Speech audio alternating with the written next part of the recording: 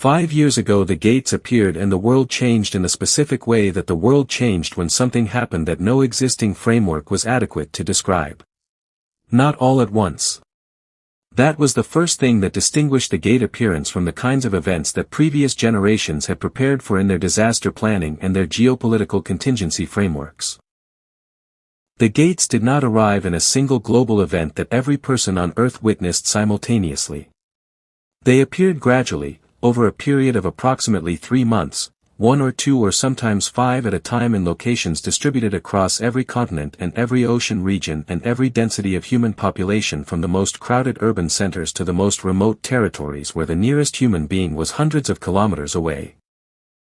By the time the world's governments and research institutions had established that the appearances were systematic rather than random, that the gates shared structural and operational properties that indicated a common origin, and that the origin was something outside the frameworks that physics and biology and every other discipline that studied the world's fundamental structure had developed over centuries of careful work, there were already 412 gates in the systems. Public registry. The gates were permanent.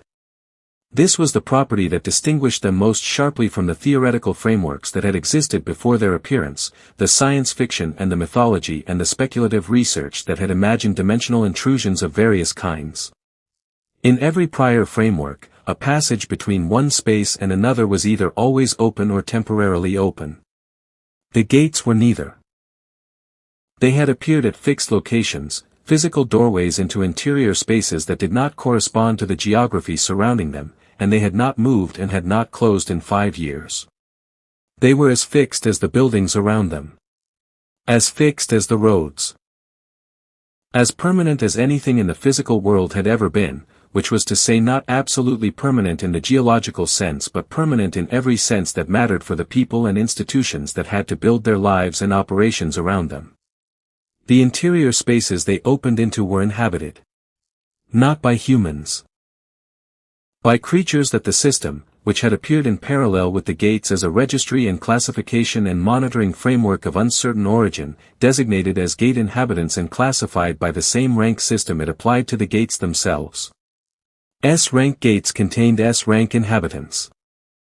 The rank descended through A, B, C, D, E to F at the bottom, and the inhabitants of each rank were correspondingly powerful, the S-rank creatures being things that challenged the most capable hunters in the world in coordinated teams with the best available equipment, and the F-rank creatures being things that newly awakened hunters used as early training targets.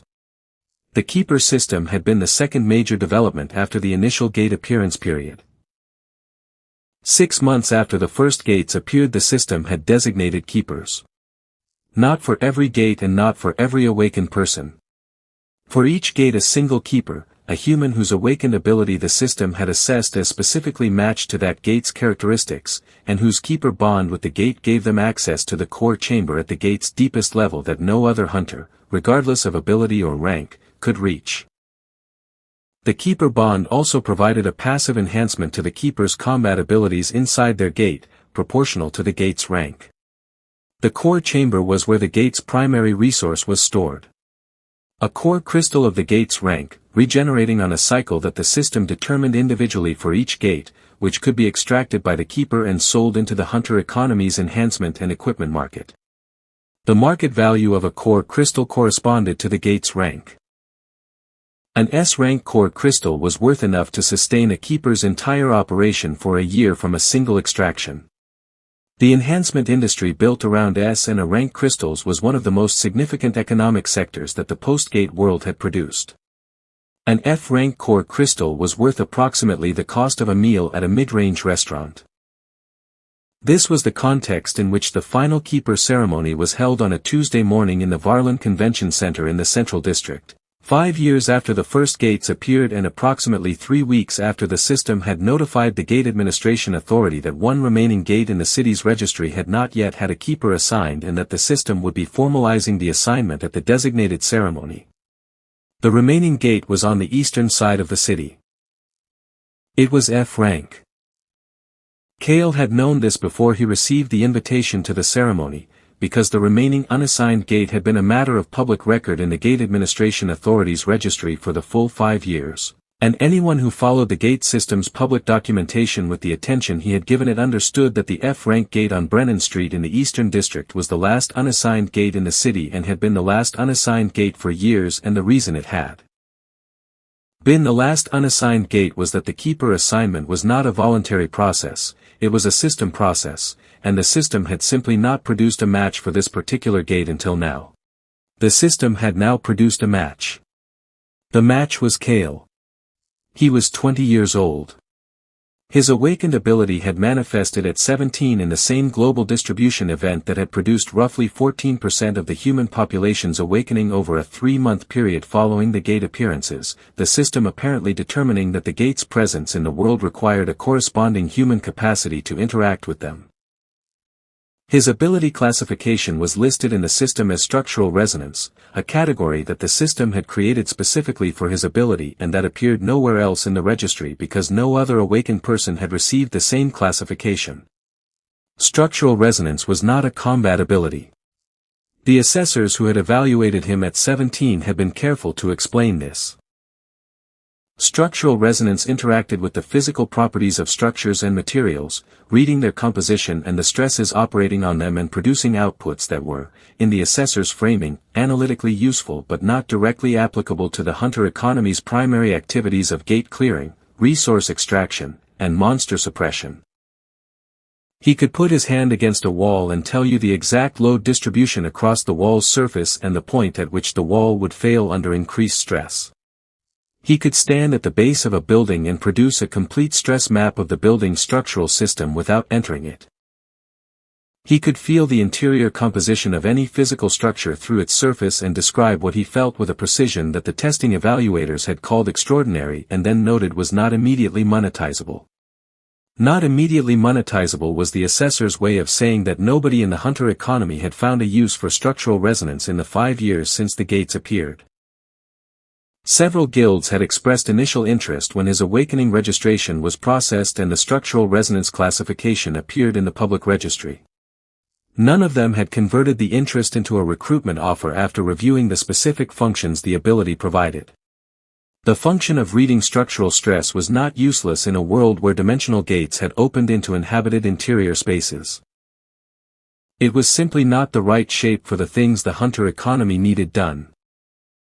He had spent 3 years working independently, taking the kind of work that structural resonance was genuinely useful for in the construction and engineering sectors that existed alongside the hunter economy, work that paid steadily and not well and that had given him a functional understanding of the physical world's structural properties at a level that the engineering firms he consulted for occasionally found valuable and that he had found, in the absence of a more direct connection to the gate system, a reasonable use of what he had. He had kept the registration active. He had followed the gate system's public documentation. He had read everything publicly available about keeper bonds and gate interior environments and the core chamber resource cycles and the history of the keeper system's development in the years since its introduction.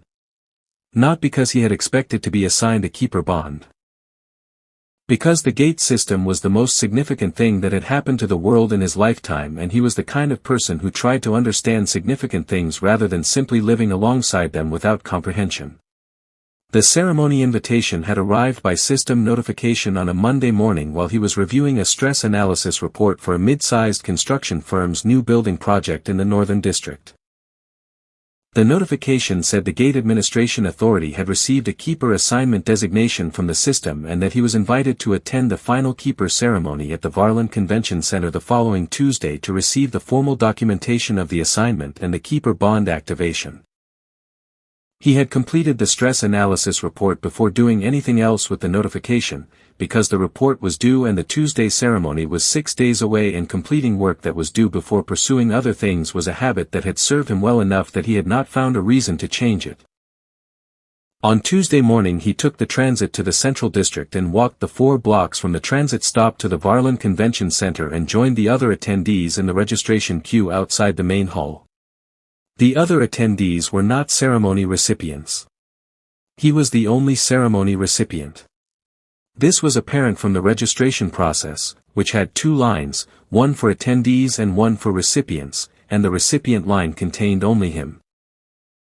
He registered, received his recipient identification, and was directed to the recipient seating area inside the main hall, which was a designated section near the front of the room, separate from the general audience seating that occupied the majority of the space.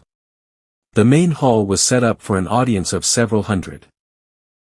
The Gate Administration Authority held these events with the specific level of formality that institutions applied to things they considered significant, which in this case was a ceremony with official representatives from the Gate Administration Authority, the city's major hunter guilds, the core Crystal Market Exchange, and several research institutions that studied the gate system professionally.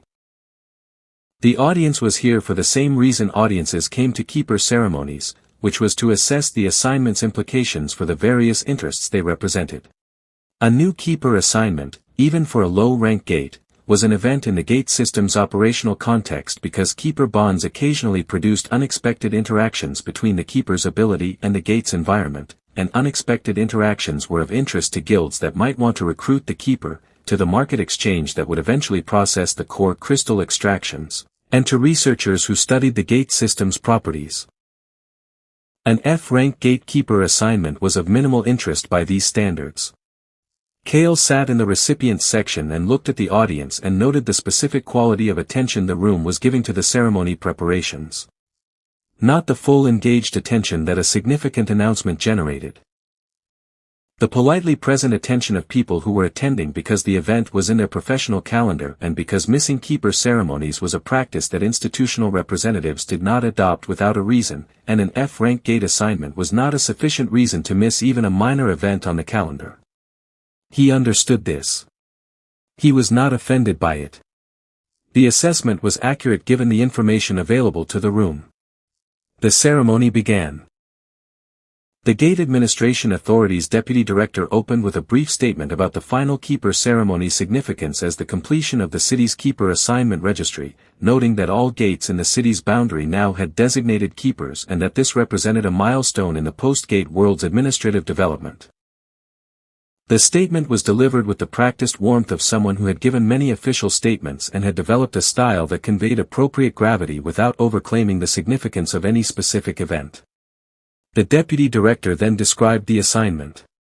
The Brennan Street Gate, Eastern District, registered designation F rank, had been matched to Kale by the system's keeper assignment function. The match had been pending for the full 5 years of the gate system's operation in the city, making it the longest pending keeper match in the city's registry. The system's assignment designation had been received 3 weeks prior and had been verified through the standard confirmation process before the ceremony was scheduled. The Deputy Director read Kale's ability classification from the registry. Structural resonance. The room was quiet in the specific way of a room that had been expecting this to be unexciting and was finding that it was precisely as unexciting as expected, which was its own kind of disappointment that produced a quality of quiet different from the quiet of surprise. Kale walked to the presentation area when his name was called. He received the formal documentation of the assignment from the Deputy Director's hands, a physical document in addition to the system's digital registration, because the Gate Administration Authority maintained the practice of physical documentation for historical record purposes. He signed where indicated. He received the Keeper Bond Activation Token, a small device that would register his presence at the gate and trigger the system's formal bond initialization when he presented it at the gate's entrance for the first time. The Deputy Director said congratulations. Kale said thank you. A representative from the core Crystal Market Exchange approached him after the formal ceremony concluded, during the brief reception period that followed these events. The representative was professional and pleasant and said the exchange looked forward to registering his core crystal extractions when he began the harvesting cycle.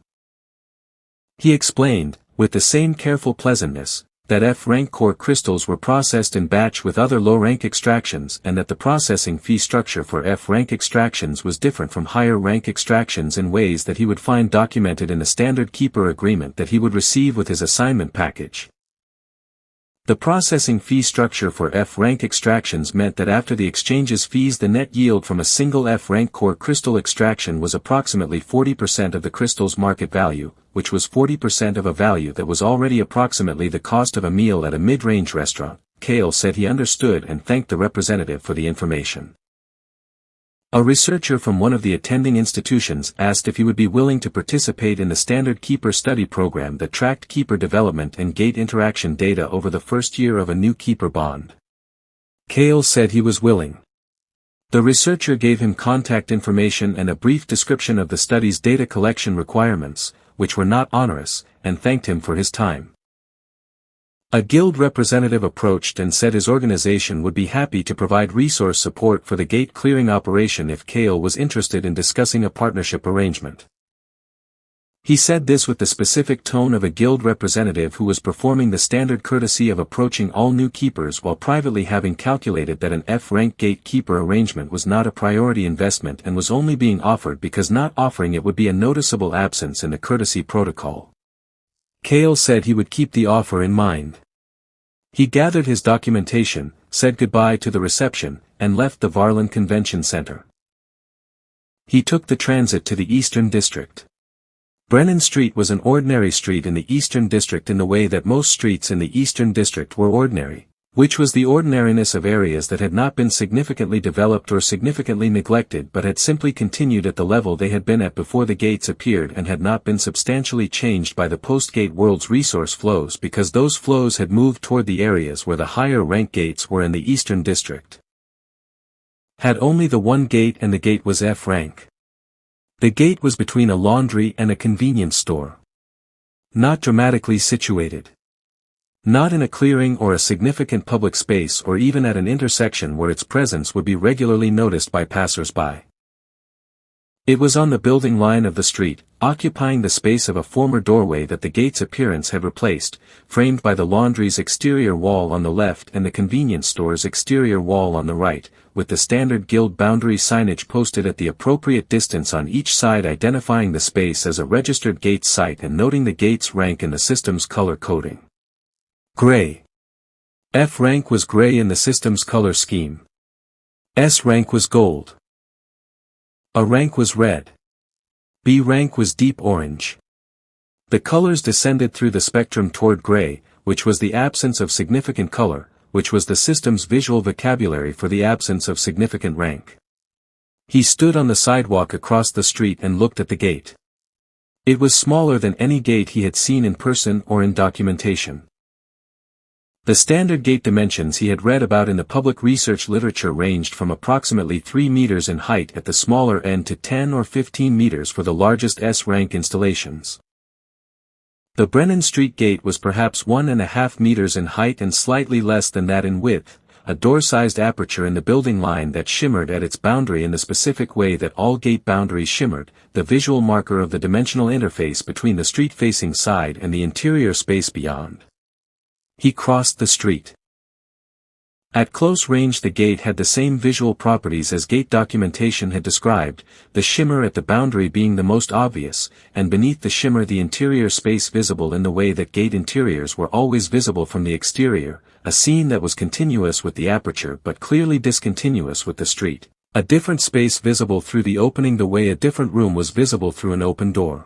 The interior visible from the exterior looked like the documentary photographs of F-rank gate interiors he had reviewed, dim and relatively featureless in the way of low-rank gate spaces that the system had not populated with significant environmental features because significant environmental features corresponded to significant inhabitants and F-rank was not significant by any measure the system had established.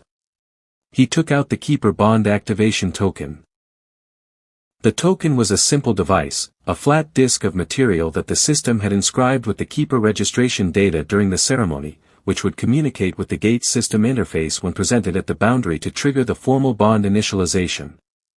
The documentation had described the initialization as a brief process, typically under a minute, during which the system registered the Keeper's presence and activated the bond's functions. He held the token against the gate boundary. The system interface that was always present for any awakened person in proximity to a gate became active the moment the token made contact with the boundary, the peripheral vision display that the awakening had made available activating with the gate-specific information that the Keeper bond access level provided. He had seen the public-facing version of this display before, the standard information any awakened person received when approaching a gate. Rank designation, interior inhabitant classification, current clearing status, extraction availability. The public-facing information was there. F rank.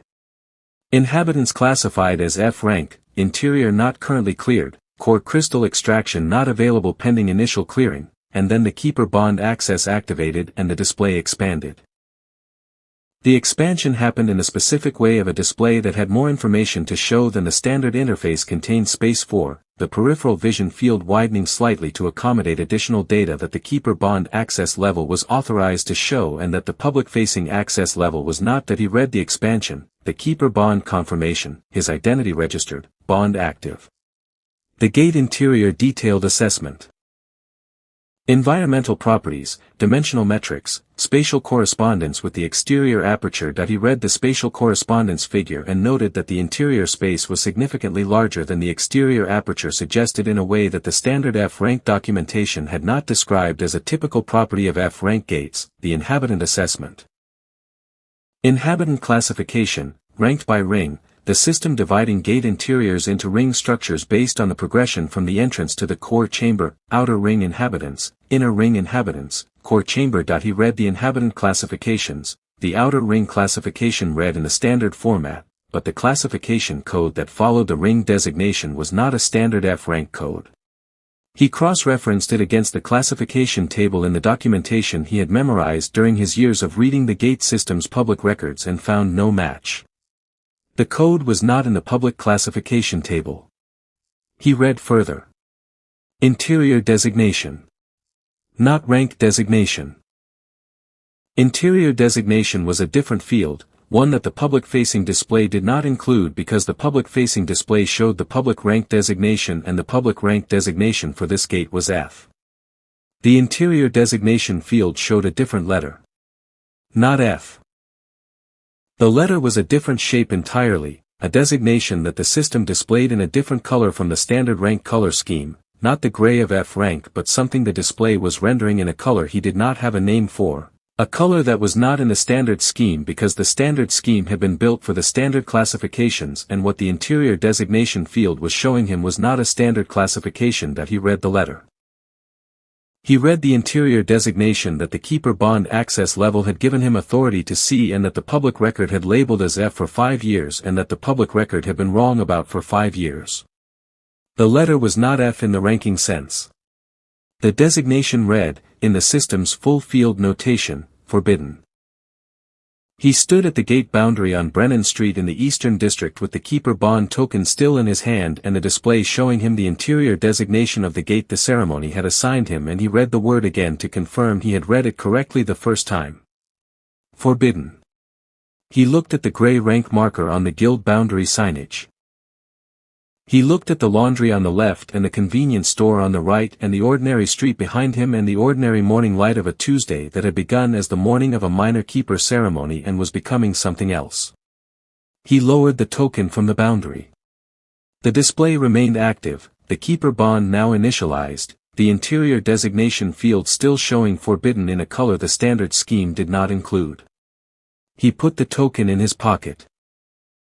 He stood on the sidewalk and thought about what forbidden meant in the context of the gate system's documentation, which he had read extensively and which he was now reviewing in memory for every reference to the forbidden designation in particular, and the review was producing the specific result of finding almost nothing, which was itself information because the absence of documentation about something in a system that was otherwise extensively documented was a kind of documentation of a different sort. The gate system's public documentation covered rank designations, keeper bond properties, interior environment classifications, inhabitant taxonomies, core crystal extraction processes, keeper development protocols, and every other operational element of the gate system's 5-year history in enough detail that the public documentation alone occupied several thousand pages of registry entries and research papers and administrative guidelines. The word forbidden appeared in that documentation in exactly one context he could recall. A footnote in the gate system's original administrative framework document, published in the first year of the system's operation, in the section covering the system's classification methodology. The footnote described the classification framework as derived from the system's own assessment protocols and noted that the framework covered all gate types identified in the initial survey period. A parenthetical within the footnote, one of several technical clarifications attached to that section, noted that certain pre-survey designations had been carried forward in the system's internal database for historical continuity and that these designations were not part of the active public classification framework. Pre-survey designations. He had read that footnote 3 years ago and had catalogued it as administrative technical language without finding it significant enough to follow up on because it had appeared in the context of a section covering methodology and had not connected to anything else in the documentation in a way that made its significance apparent. It was connecting now. He stood on Brennan Street and connected it. Pre-survey designations were designations that existed in the system's internal database before the formal public classification framework was established. The formal public classification framework had been established in the first months of the GATE system's operation. The designations that predated it were designations from the survey period, the initial period when the system had first appeared and the world was still understanding what it was and what the gates were and what the classification framework should look like. The forbidden designation was a pre-survey designation. Which meant the system had applied the forbidden designation to this gate before the public classification framework existed. Which meant the forbidden designation was not a rank in the standard hierarchy. It was something the system had recorded about this gate before anyone had decided what the public hierarchy should be. Before the world had built its understanding of what gates were around the public hierarchy. Before 5 years of hunter economy and keeper system and core crystal market had normalized the picture of what a gate was and what it contained. The system had known from the beginning that this gate was different. The system had stored that knowledge in an internal field that the public interface did not display.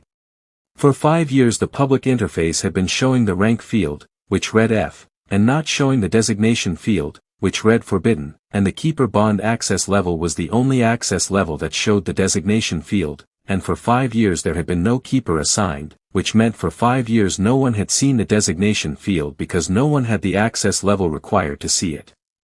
He was the first person to stand in front of this gate with keeper bond access. He was the first person to read the word forbidden in this field.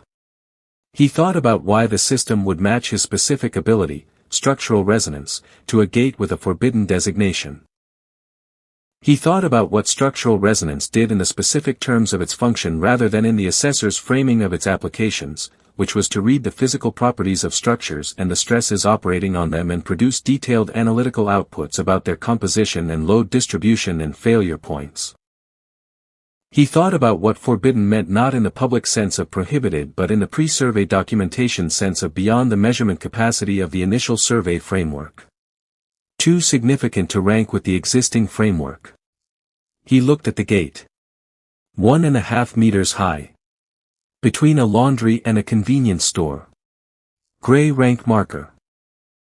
5 years of sitting unnoticed in an ordinary street in the Eastern District while the hunter economy built itself around the S rank and A rank and B rank gates in the better resourced parts of the city. The most significant thing in the city's gate registry had been sitting between a laundry and a convenience store for 5 years because the designation field that said what it was had only been visible to a keeper and there had been no keeper until today. He put his hand in his pocket and found the keeper bond token and held it. He thought about the next step, which was research, because research was always the next step when you had received information that changed the frame of everything and you needed to understand the frame before you could make decisions that were correctly sized for it. He needed to understand what forbidden meant in full rather than in the fragment the footnote and the display field together had given him. He needed to understand why the system had paired structural resonance with a forbidden designation. He needed to understand what the interior of a forbidden gate contained that was different from the interior of a standard F-rank gate that he could start the research before he went inside. He should start the research before he went inside. Going inside a gate whose interior designation was unknown and whose inhabit classifications did not appear in the public taxonomy was not the right first step. The right first step was building as complete a picture as possible from available information before entering a space about which almost nothing was known.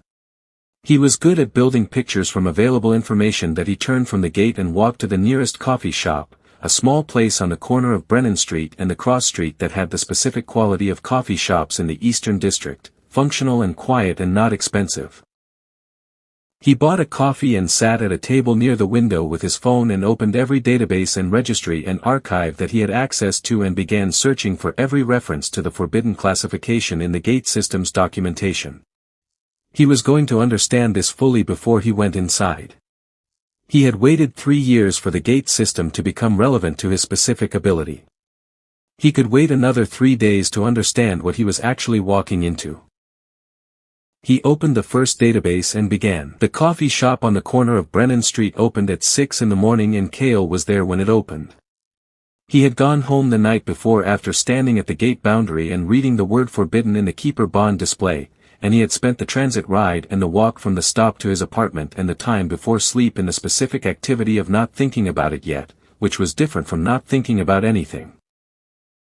Not thinking about something specific required active management of the thinking process, directing attention toward the practical and immediate rather than toward the thing that was waiting, and the practical and immediate available to him in the hours between the gate and sleep were the tasks of an ordinary evening in his apartment.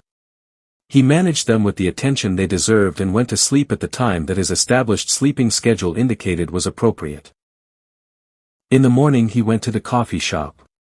He bought coffee and sat at the table near the window that he had occupied the previous afternoon and opened his phone and began the research.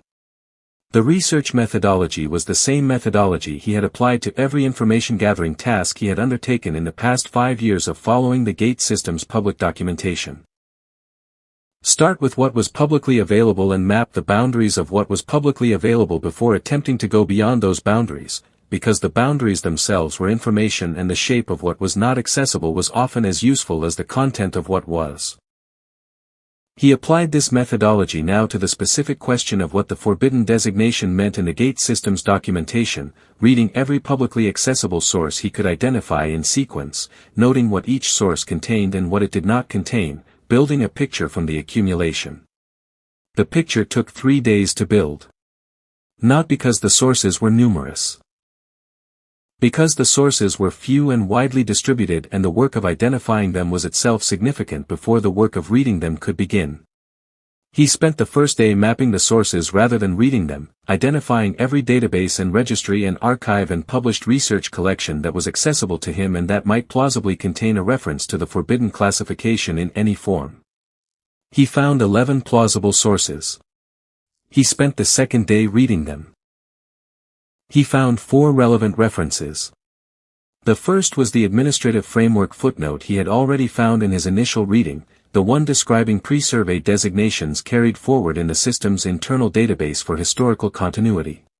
The footnote was in a methodology section that he had read 3 years ago and catalogued as administrative technical language and returned to now with the specific attention of someone who knew what they were looking for and found it exactly where they had left it, unremarkable in its location and significant in its content only when read against the information the keeper bond display had provided.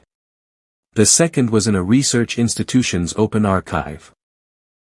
The institution maintained a collection of pre-publication research drafts that had been submitted to its affiliated journals and that had not progressed to publication for various reasons, and the collection was accessible to registered users of the institution's public database, which Cale was because the institution's public database had been one of the most useful sources in his 5 years of gate system reading and he had registered for access in the first year. He searched the collection for every document that contained any variant of the word forbidden in the context of gate classification and found a pre-publication draft of a methodology paper on gate classification systems, submitted in the first year of the gate system's public operation and rejected from publication at the review stage for reasons the rejection note described as requiring significant revision before the claims could be substantiated. The rejected paragraph read as follows, which he transcribed into his notes verbatim because verbatim was how he handled things he could not yet fully process.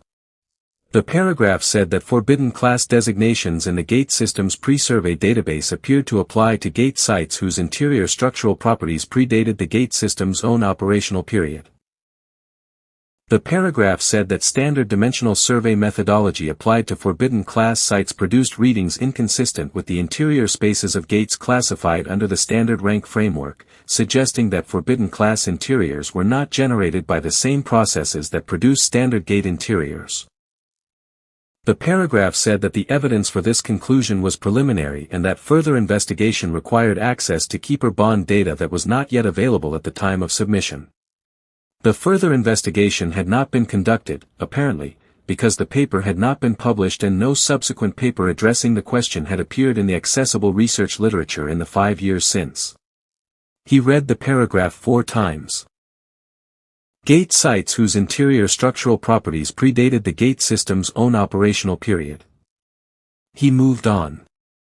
The third relevant reference was in the Gate Administration Authority's Operational Log Archive, which was accessible through the authority's public records portal under the standard records access provisions that made routine operational documentation available after a standard retention period. He found it in the first year's maintenance logs, filed under a reference number for the Brennan Street site, a brief entry in the format of routine operational notes that read as follows. External monitoring equipment deployed at Brennan Street site returning anomalous readings consistent with known measurement interference properties of the site. Standard monitoring protocols non-applicable. Site monitoring to be conducted through keeper bond system upon keeper assignment. Monitoring status. Pending keeper assignment. Pending keeper assignment for 5 years. He closed the maintenance log and opened the fourth source, which had taken most of the second day to locate because it was not in a database and not in a registry and not in an official document of any kind.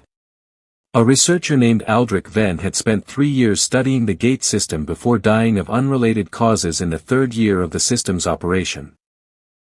His personal papers had been published posthumously by his family as a collection of working notes and correspondence, a practice that the research community occasionally followed for scholars whose work was considered significant enough to merit preservation even in incomplete form.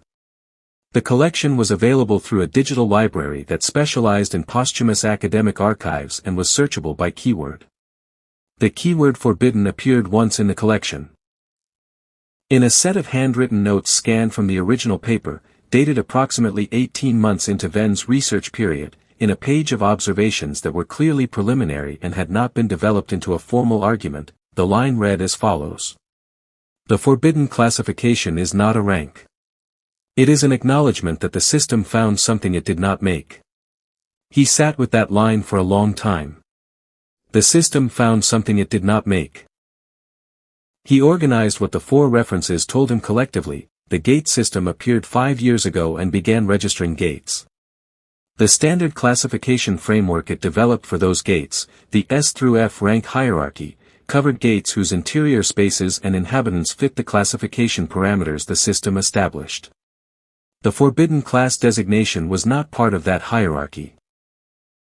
It was a pre-survey designation, applied before the public classification framework was established, to gate sites whose interior structural properties predated the system itself. The system had found these gates when it arrived and had registered them with a designation that acknowledged they were outside the framework the system was building, carrying the designation forward as a historical record rather than incorporating it into the active classification framework. The Brennan Street gate had been between a laundry and a convenience store before the gate system appeared. Not appearing when the other gates appeared. Already there. He verified this on the 3rd day by searching the City Archive's public historical photograph collection for images of the Brennan Street block at the earliest available dates and cross-referencing them with the property records database that the City Planning Authority maintained. The oldest digitized property records for the block extended approximately 40 years back. The Brennan Street address that the gate now occupied showed in those records as a documented property anomaly, a gap in the building line without explanation, noted in successive administrative records as unoccupied with a notation that survey equipment deployed to assess the site for development potential had malfunctioned and that the anomaly had been deferred to future assessment. Future assessment had never come because the equipment kept malfunctioning and because Eastern District property anomalies without clear development value were not a high administrative priority in a city that had other things to do. The Gate Administration Authority's monitoring equipment had malfunctioned at the site too, in the first year of the system's operation, for the same reason the city planning survey equipment had malfunctioned in the decades before that. Because what was at the site was something the measurement tools had not been built to measure. He had what he needed from the research phase. He closed the databases and finished the coffee that had been cooling on the table and thought about what came next. What came next was inside the gate. He walked across the street. He had brought a lamp on the third day of research, anticipating that this moment would come at the end of the third day, and he took it from his bag and held it alongside the keeper bond token that he still carried in his jacket pocket, and stood in front of the gate boundary on Brennan Street and felt the specific quality of standing at the threshold of something you have prepared for and are about to find out whether the preparation was adequate. He pressed the token to the boundary. The keeper bond interface activated. He stepped through. The interior was not what F-rank documentation described. The spatial expansion was the first thing. The exterior aperture was 1.5 meters high and slightly less than that wide, a door-sized opening in the building line, and the space beyond it was not door-sized. He stepped through and the space resolved around him into something dramatically larger than the aperture had suggested, the specific dimensional discontinuity that gate documentation described as interior spatial extension, but that the documentation uniformly noted as modest in F-rank gates, a slight expansion of the interior relative to the exterior, not a significant architectural difference. The Brennan Street gate's interior spatial extension was significant. He could not determine the full extent of the space from the entrance with the lamp's range.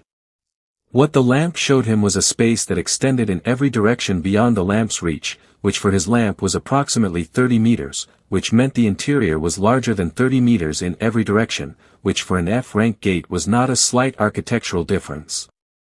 It was a different category of space. The environment was not gray. F-rank gate interiors were documented as uniformly gray in the featureless way of spaces that the system had not populated with significant environmental features, because significant environmental features corresponded to significant inhabitants and F-rank was not significant. The Brennan Street gate's interior had texture to it that the lamp's light showed as variation in the surface composition of the walls and floor and ceiling, variation that had the specific quality of surfaces that had been shaped by something rather than generated in a standard configuration. He activated the structural resonance. The ability moved through the space in the way it moved through any structure, producing a reading of the surface composition and the load distribution and the dimensional properties of what it was touching, and the reading it produced was the most detailed reading the ability had ever produced, because the structure it was reading was more complex than any building he had assessed on the surface. The complexity was not just in scale. It was in kind. The structural properties of the Brennan Street gate's interior were organized in ways that the surface structures he had read for 3 years were not organized, with relationships between different sections of the space that implied deliberate design at a level of structural engineering that exceeded anything he had encountered in 5 years of surface assessment work. He began building the map.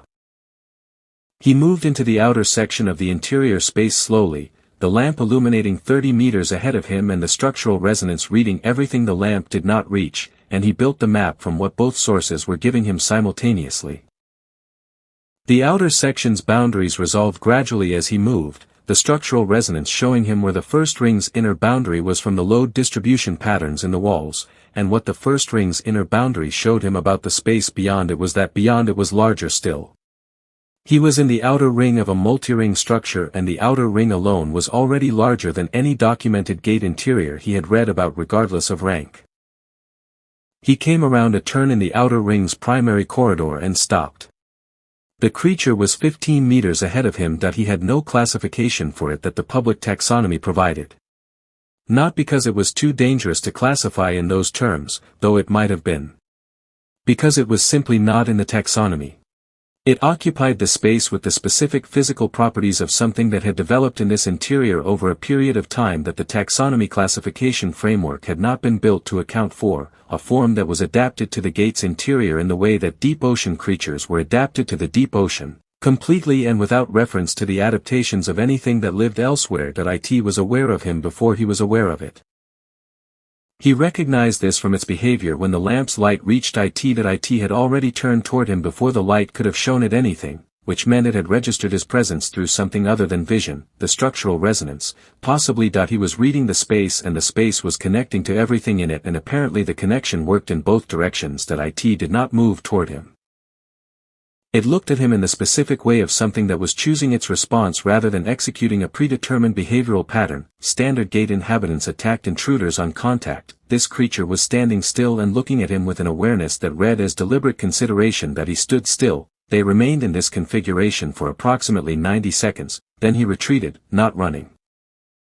Walking backward at the same unhurried pace he had entered with, keeping the lamp directed toward the creature, maintaining visual contact until he had backed around the turn in the primary corridor and the creature was no longer visible. He continued to the entrance and stepped back out through the gate boundary onto Brennan Street. The laundry was open, someone was feeding items into the machine through the front window.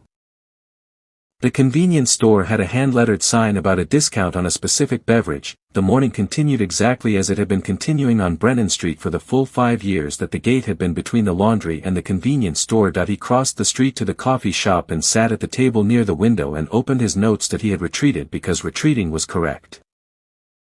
Engaging with something you did not have a framework for before you had built the framework was not bravery. It was inefficiency. He had seen the creature and he had confirmed several things from the 90-second encounter that were genuinely useful and that would have been lost if the 90 seconds had been spent in combat rather than observation.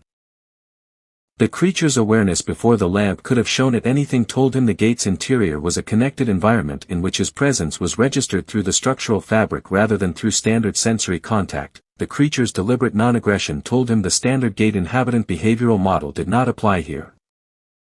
The creature's size and form told him that whatever physical engagement with it looked like, it did not look like his experience with the F-rank gate inhabitants he had read about. He needed to understand the environment before he engaged with what lived in it. He spent the next 6 days building the framework from observation rather than engagement. Each day he entered the gate, activated the structural resonance, and spent the available time building the map without moving beyond the outer ring's first section. Each day the map became more detailed. The load distribution patterns of the walls resolved into a picture of a space that the structural resonance was increasingly confident was not naturally formed. The relationships between different sections of the interior had the specific quality of intentional structural decisions rather than natural dimensional physics. Someone or something had designed this space. Not in the way of a building designed by an architect from a set of requirements, but in the way of a space designed from an understanding of what the space was for at a foundational level. He was reading a purpose-built structure, and the purpose was something the surface world structural engineering had not been built to serve. He watched the creatures during the observation days without engaging them. There were 3 visible from the positions he occupied during the observation visits, and watching them across 6 days produced a behavioral picture that confirmed and extended what the first 90-second encounter had shown him. They were not territorial in the standard gate inhabitant sense. They did not attack when he entered their space. They maintained an awareness of his presence that was continuous rather than alert-based, meaning they were not noticing him when his behavior triggered a threat response but tracking him as a constant element of the environment from the moment he entered. They communicated with each other. Not in any mode he could identify as communication in the standard sense. But their behavior updated in ways that correlated with each other's positions and movements in patterns that required information exchange. They were organized. He built the engagement framework from everything the 6 observation days produced, and then he went into fight. The first engagement was hard in the specific way he had anticipated it would be hard, which was the hardness of calibration rather than incapacity. He was not overwhelmed. He was imprecise. The creature he engaged with moved in patterns that his fighting experience, which was not extensive but was not zero, had not encountered, and his responses were consistently slightly wrong in timing and positioning in the way that responses were wrong when they were built from the wrong model of what the opponent was doing. He survived by reading the structure rather than the creature. The gate's interior, which structural resonance was continuously mapping throughout the engagement, showed him things about the creature's movement through the space that the direct visual read of the creature would not have shown. The creature's movement created load distribution changes in the floor it occupied that the structural resonance registered as a predictive signal, the floor registering the creature's weight and movement direction fractionally ahead of the moment the movement became visible. He was reading the floor rather than watching the creature by the end of the first engagement, and the floor was more honest than the creature's visible movement patterns, which had a deliberate variability to them that suggested an intelligence capable of understanding that it was being observed and adjusting its behavior accordingly. He won. Not cleanly. With sufficient margin that the outcome was not in question by the engagement's final phase, but with enough cost that he understood clearly what the next engagement's improvement priorities were. He came back the following day.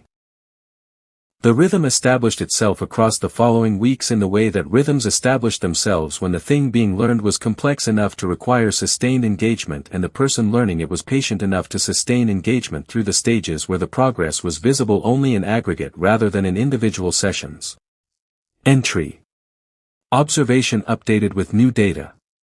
Engagement calibration updated from the previous engagement's lessons. Fighting. Surviving. Returning. Analysis. Revision. Entry again. The map grew. The structural resonance reading of the outer ring became progressively more detailed as his time in the space accumulated, the ability developing a familiarity with the interior structural language in the way that any reading tool developed familiarity with the material it was consistently applied to.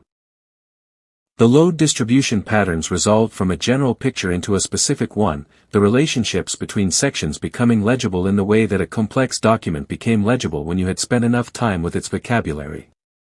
The outer ring had 7 sections. He cleared the first section in 3 weeks of daily engagement. The second section in 2 weeks.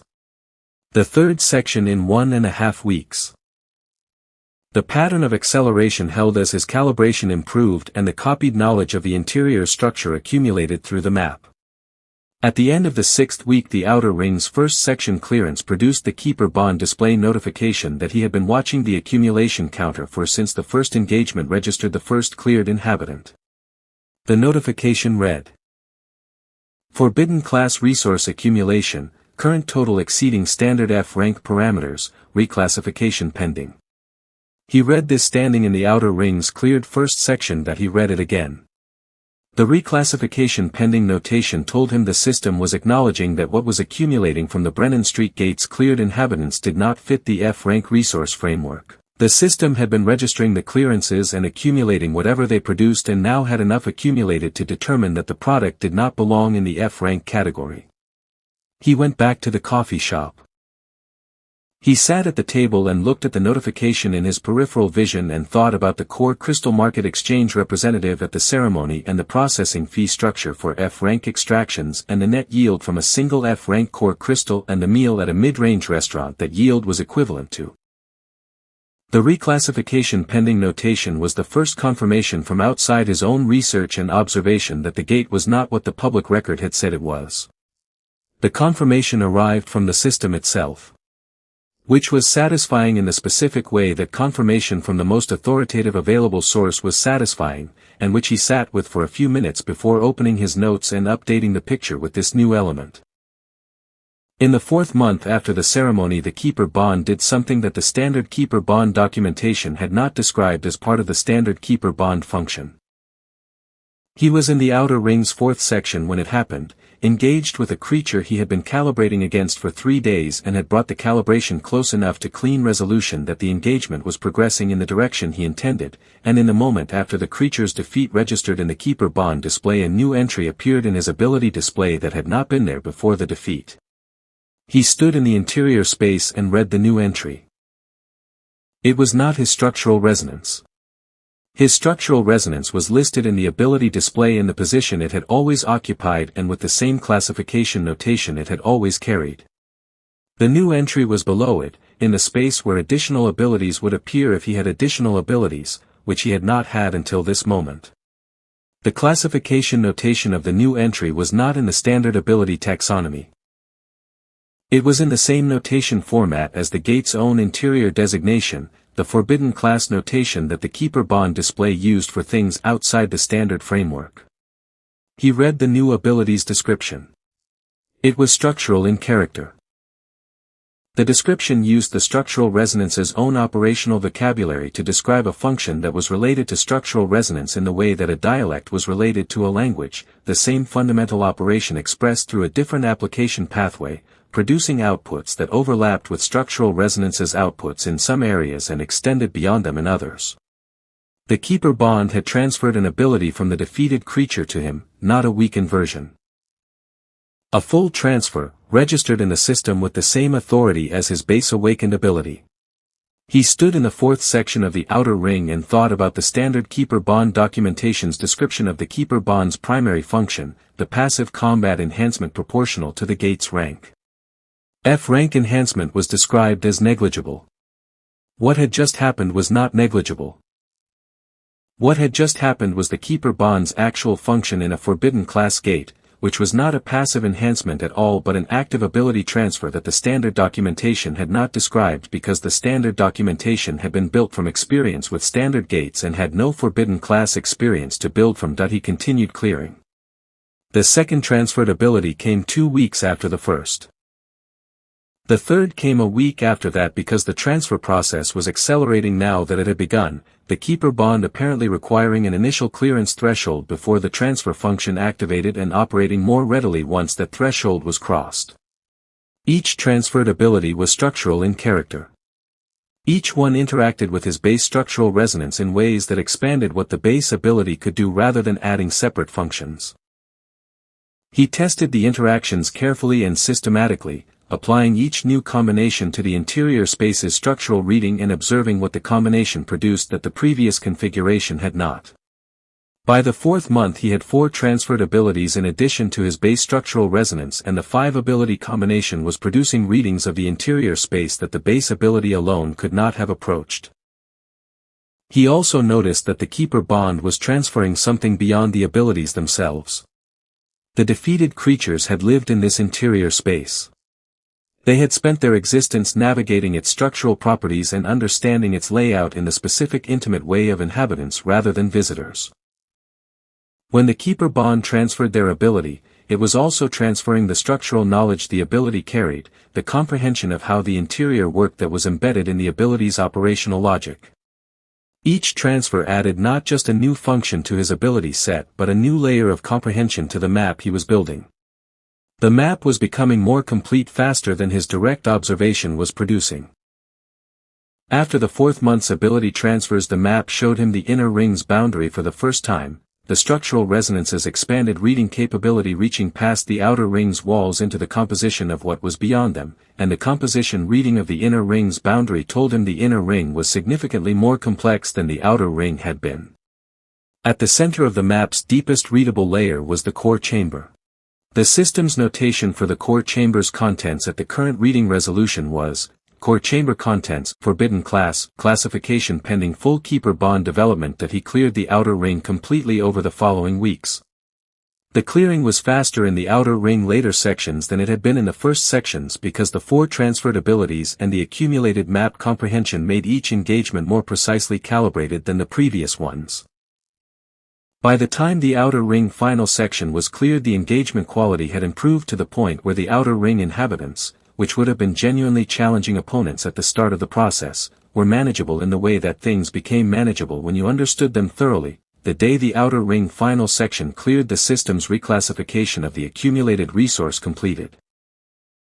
The notification appeared in the keeper bond display and he read it in the outer ring's final section before returning to the entrance. The notification read, Forbidden Class Primary Resource, Designation Anchor Crystal, Market Classification Not Established, Estimated Value Pending Independent Assessment, Anchor Crystal. He searched every accessible database for the term Anchor Crystal on the following day. No entry existed, not in the gate system's public documentation.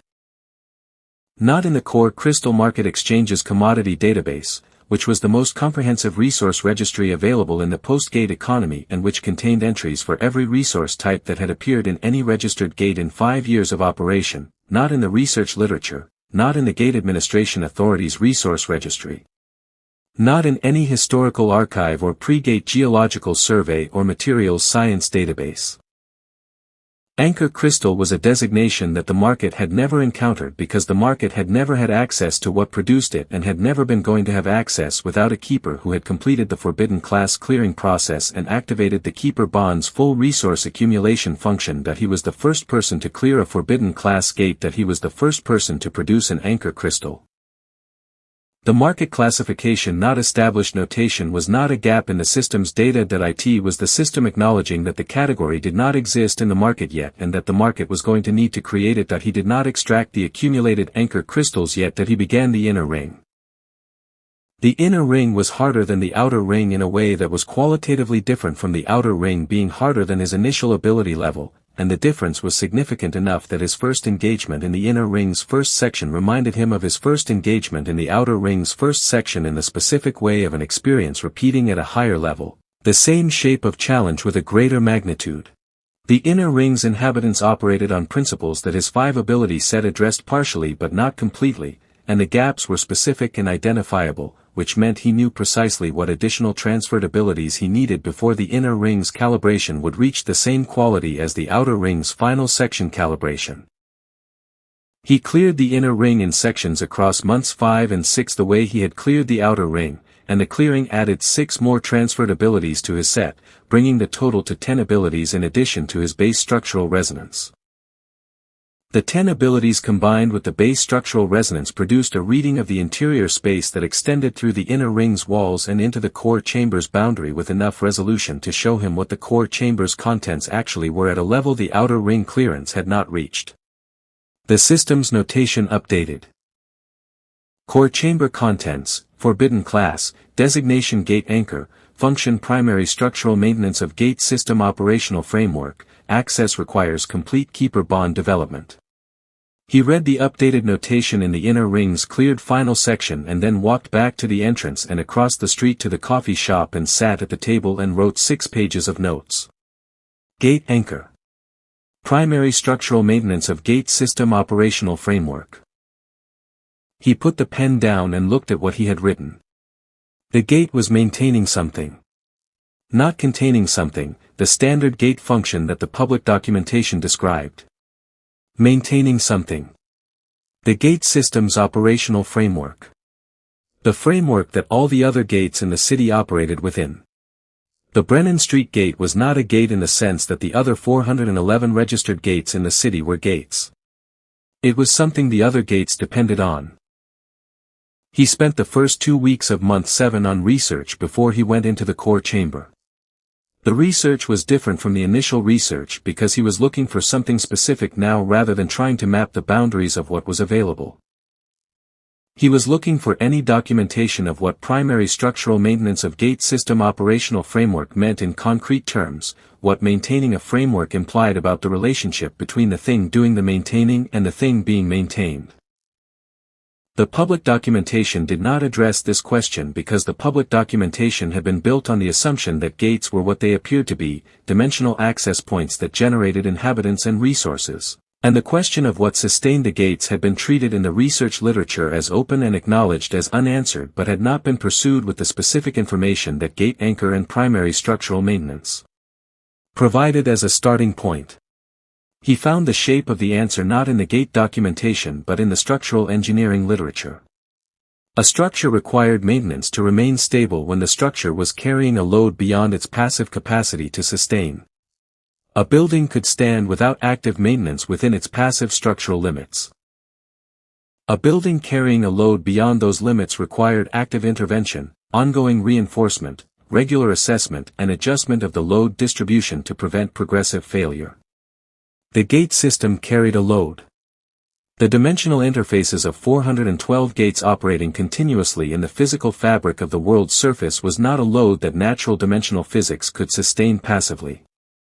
Something was sustaining it actively.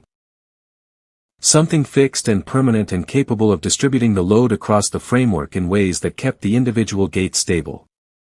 He cross-referenced the property records and historical photographs for the Brennan Street address again, this time looking for the earliest possible date at which the anomaly had been documented. The city archive's oldest accessible records extended 40 years. The property anomaly at the Brennan Street address appeared in the earliest accessible records as an already established fact. Not an anomaly that had appeared at some point within the 40-year record. An anomaly that was present from the beginning of the record and that the earliest available documentation treated as an existing condition rather than a recent development. Whatever was at the Brennan Street address had been there longer than 40 years. He searched the State Archives historical records for any reference to the block. Found records extending 60 years. The anomaly was present from the beginning of those records also. He searched National Historical Archive databases. Found surveying records from a period approximately 120 years prior. The Brennan Street block's relevant address was documented as a site where survey equipment failed to produce readings, noted in the surveying records as a geological anomaly of unknown character. 120 years. He stopped searching at 120 years because the records became less accessible beyond that point and because 120 years was sufficient to establish the point he was establishing, which was that the gate had not appeared 5 years ago and had not appeared at any point within the accessible historical record, and the accessible historical record extended further than any reasonable explanation for the gate's presence as a consequence of the gate systems. 5-year-old appearance would account for. The gate had always been there. It had been between a laundry and a convenience store for 5 years and between whatever was at those addresses for decades before them and between whatever the block had contained before city records existed and possibly between nothing at all, an open space in undeveloped land, for longer than that. He closed the archive. On day 15 of the 7th month the system confirmed that the Keeper Bond development was complete and that core chamber access was authorized. He had been watching the Keeper Bond development indicator since the inner ring's final section was cleared and the indicator had been progressing through its development stages at a rate that the system did not provide a timeline for and that he had tracked through the changes in the indicator's display without being able to predict when it would reach completion. It reached completion on day 15. He went to the gate. He entered.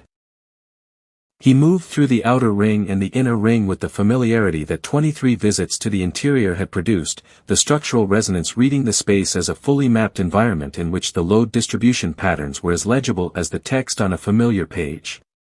He reached the core chamber boundary. The core chamber boundary had been visible in the structural resonance's reading since the inner ring clearance, present at the center of the map as a compositional transition, the material of the inner ring's innermost wall changing at the core chamber's boundary into something the structural resonance had been reading as different in kind from the surrounding material rather than different in degree. He put his hand against the core chamber boundary wall. The structural resonance read the material. The material was the same deep composition as the gate's oldest structural elements, the sections of the interior that the accumulated map comprehension had identified as the original structural layer beneath the modifications and additions that had accumulated over whatever period the interior had been developing. The core chamber boundary was part of the gate's original construction. He found the access point that the system had indicated was present at the core chamber boundary, a section of the boundary wall that the Keeper Bond display highlighted when he had his hand against it, and he applied the structural resonance to the access point in the mode that the Keeper Bond interface indicated was required. The boundary opened. He stepped into the core chamber. The structural resonance activated at its full current capacity the moment he entered the space, all 10 transferred abilities combining with the base ability in the simultaneous reading mode he had developed during the inner ring clearance, and the combined reading produced a map of the core chamber space that was not a map of a room. It was a map of a mechanism.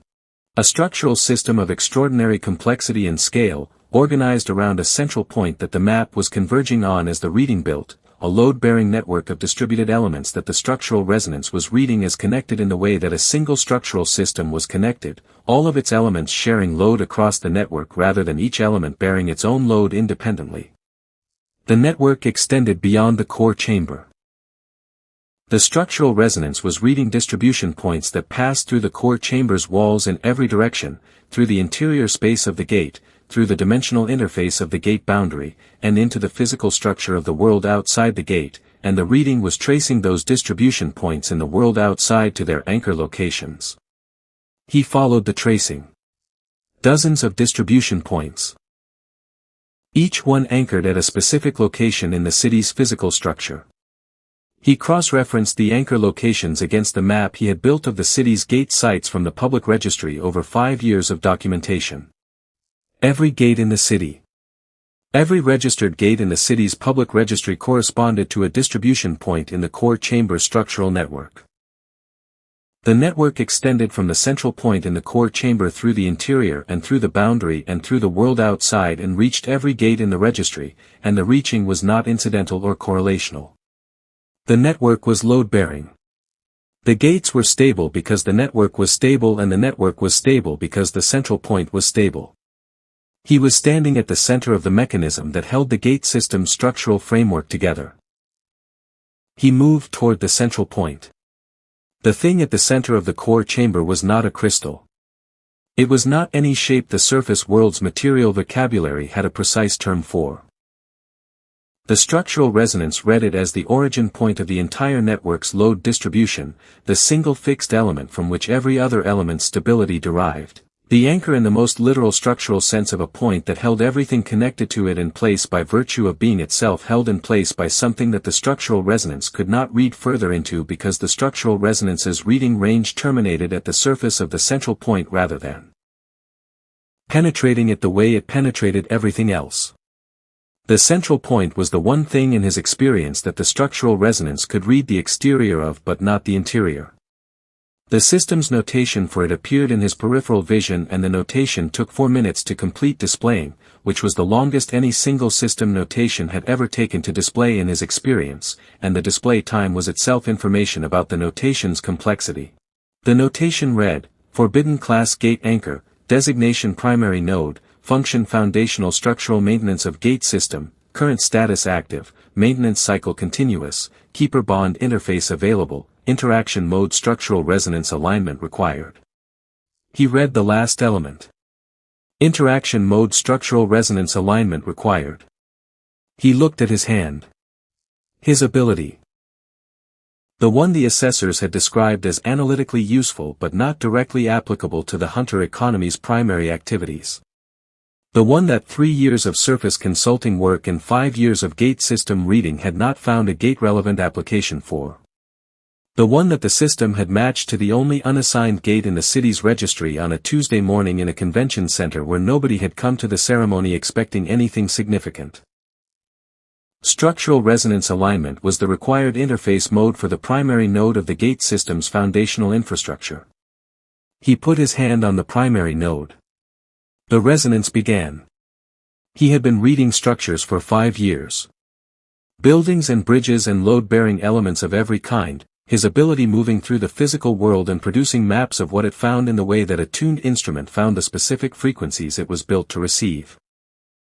He had thought he understood what the ability was doing when it was reading. He understood now that he had been reading with the instrument at a fraction of its range.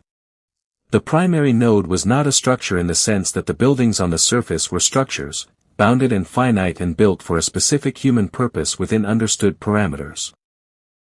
The primary node was a structure in the sense that the planet's geological formations were structures, shaped by forces and over timescales that the human framework for understanding construction had not been built to encompass.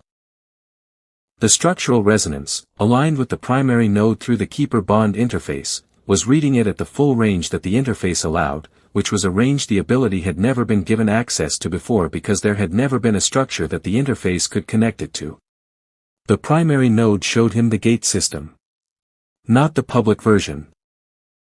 Not the framework of ranks and keeper bonds and core crystals and clearing operations that the Hunter economy had built its operations on for 5 years. The actual structure. The network of anchor points that the gate system's framework was built on, distributed across the city's physical substrate, each anchor point corresponding to a registered gate and each registered gate being the surface expression of an anchor point in a framework that had been in place since before the city existed. The dimensional interfaces that hunters entered when they walked into gates were not passages to inhabited spaces that existed independently of the gate system. They were the gate system's own operational spaces, maintained by the inhabitants within them in the specific way that complex systems maintain the conditions they require to function. The inhabitants were not invaders or independent entities. They were the operational processes of a self-maintaining structural framework, generated by the framework to perform maintenance functions in the interior spaces that the framework kept open and stable. The cores that hunters extracted were the output of those maintenance processes, excess structural output that accumulated at the terminal points of the maintenance cycles and that the keeper bond made accessible because the keeper bond was the human interface that the gate system had been designed to accept, the mechanism by which a human with the right ability could interact with the framework's output. The Forbidden Gate was different because the Forbidden Gate was not one of the anchor points in the network. It was the primary node. The fixed point that all the other anchor points were distributed from.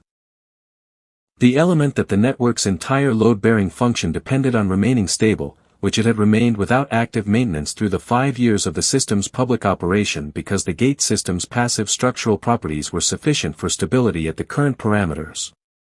The primary node had been waiting for the keeper bond interface to be initialized. For 5 years.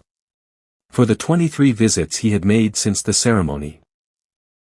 For the 7 months of outer ring clearance and inner ring clearance and transferred abilities and map development. All of it had been the keeper bond developing him to the point where the structural resonance alignment interface could produce a complete reading of the primary node structure, which was the gateway to the interaction function that followed the reading function, which was the active maintenance function that the system notation had described and that the primary node had been waiting to provide access to. He read the gate system from the primary node's perspective for a long time.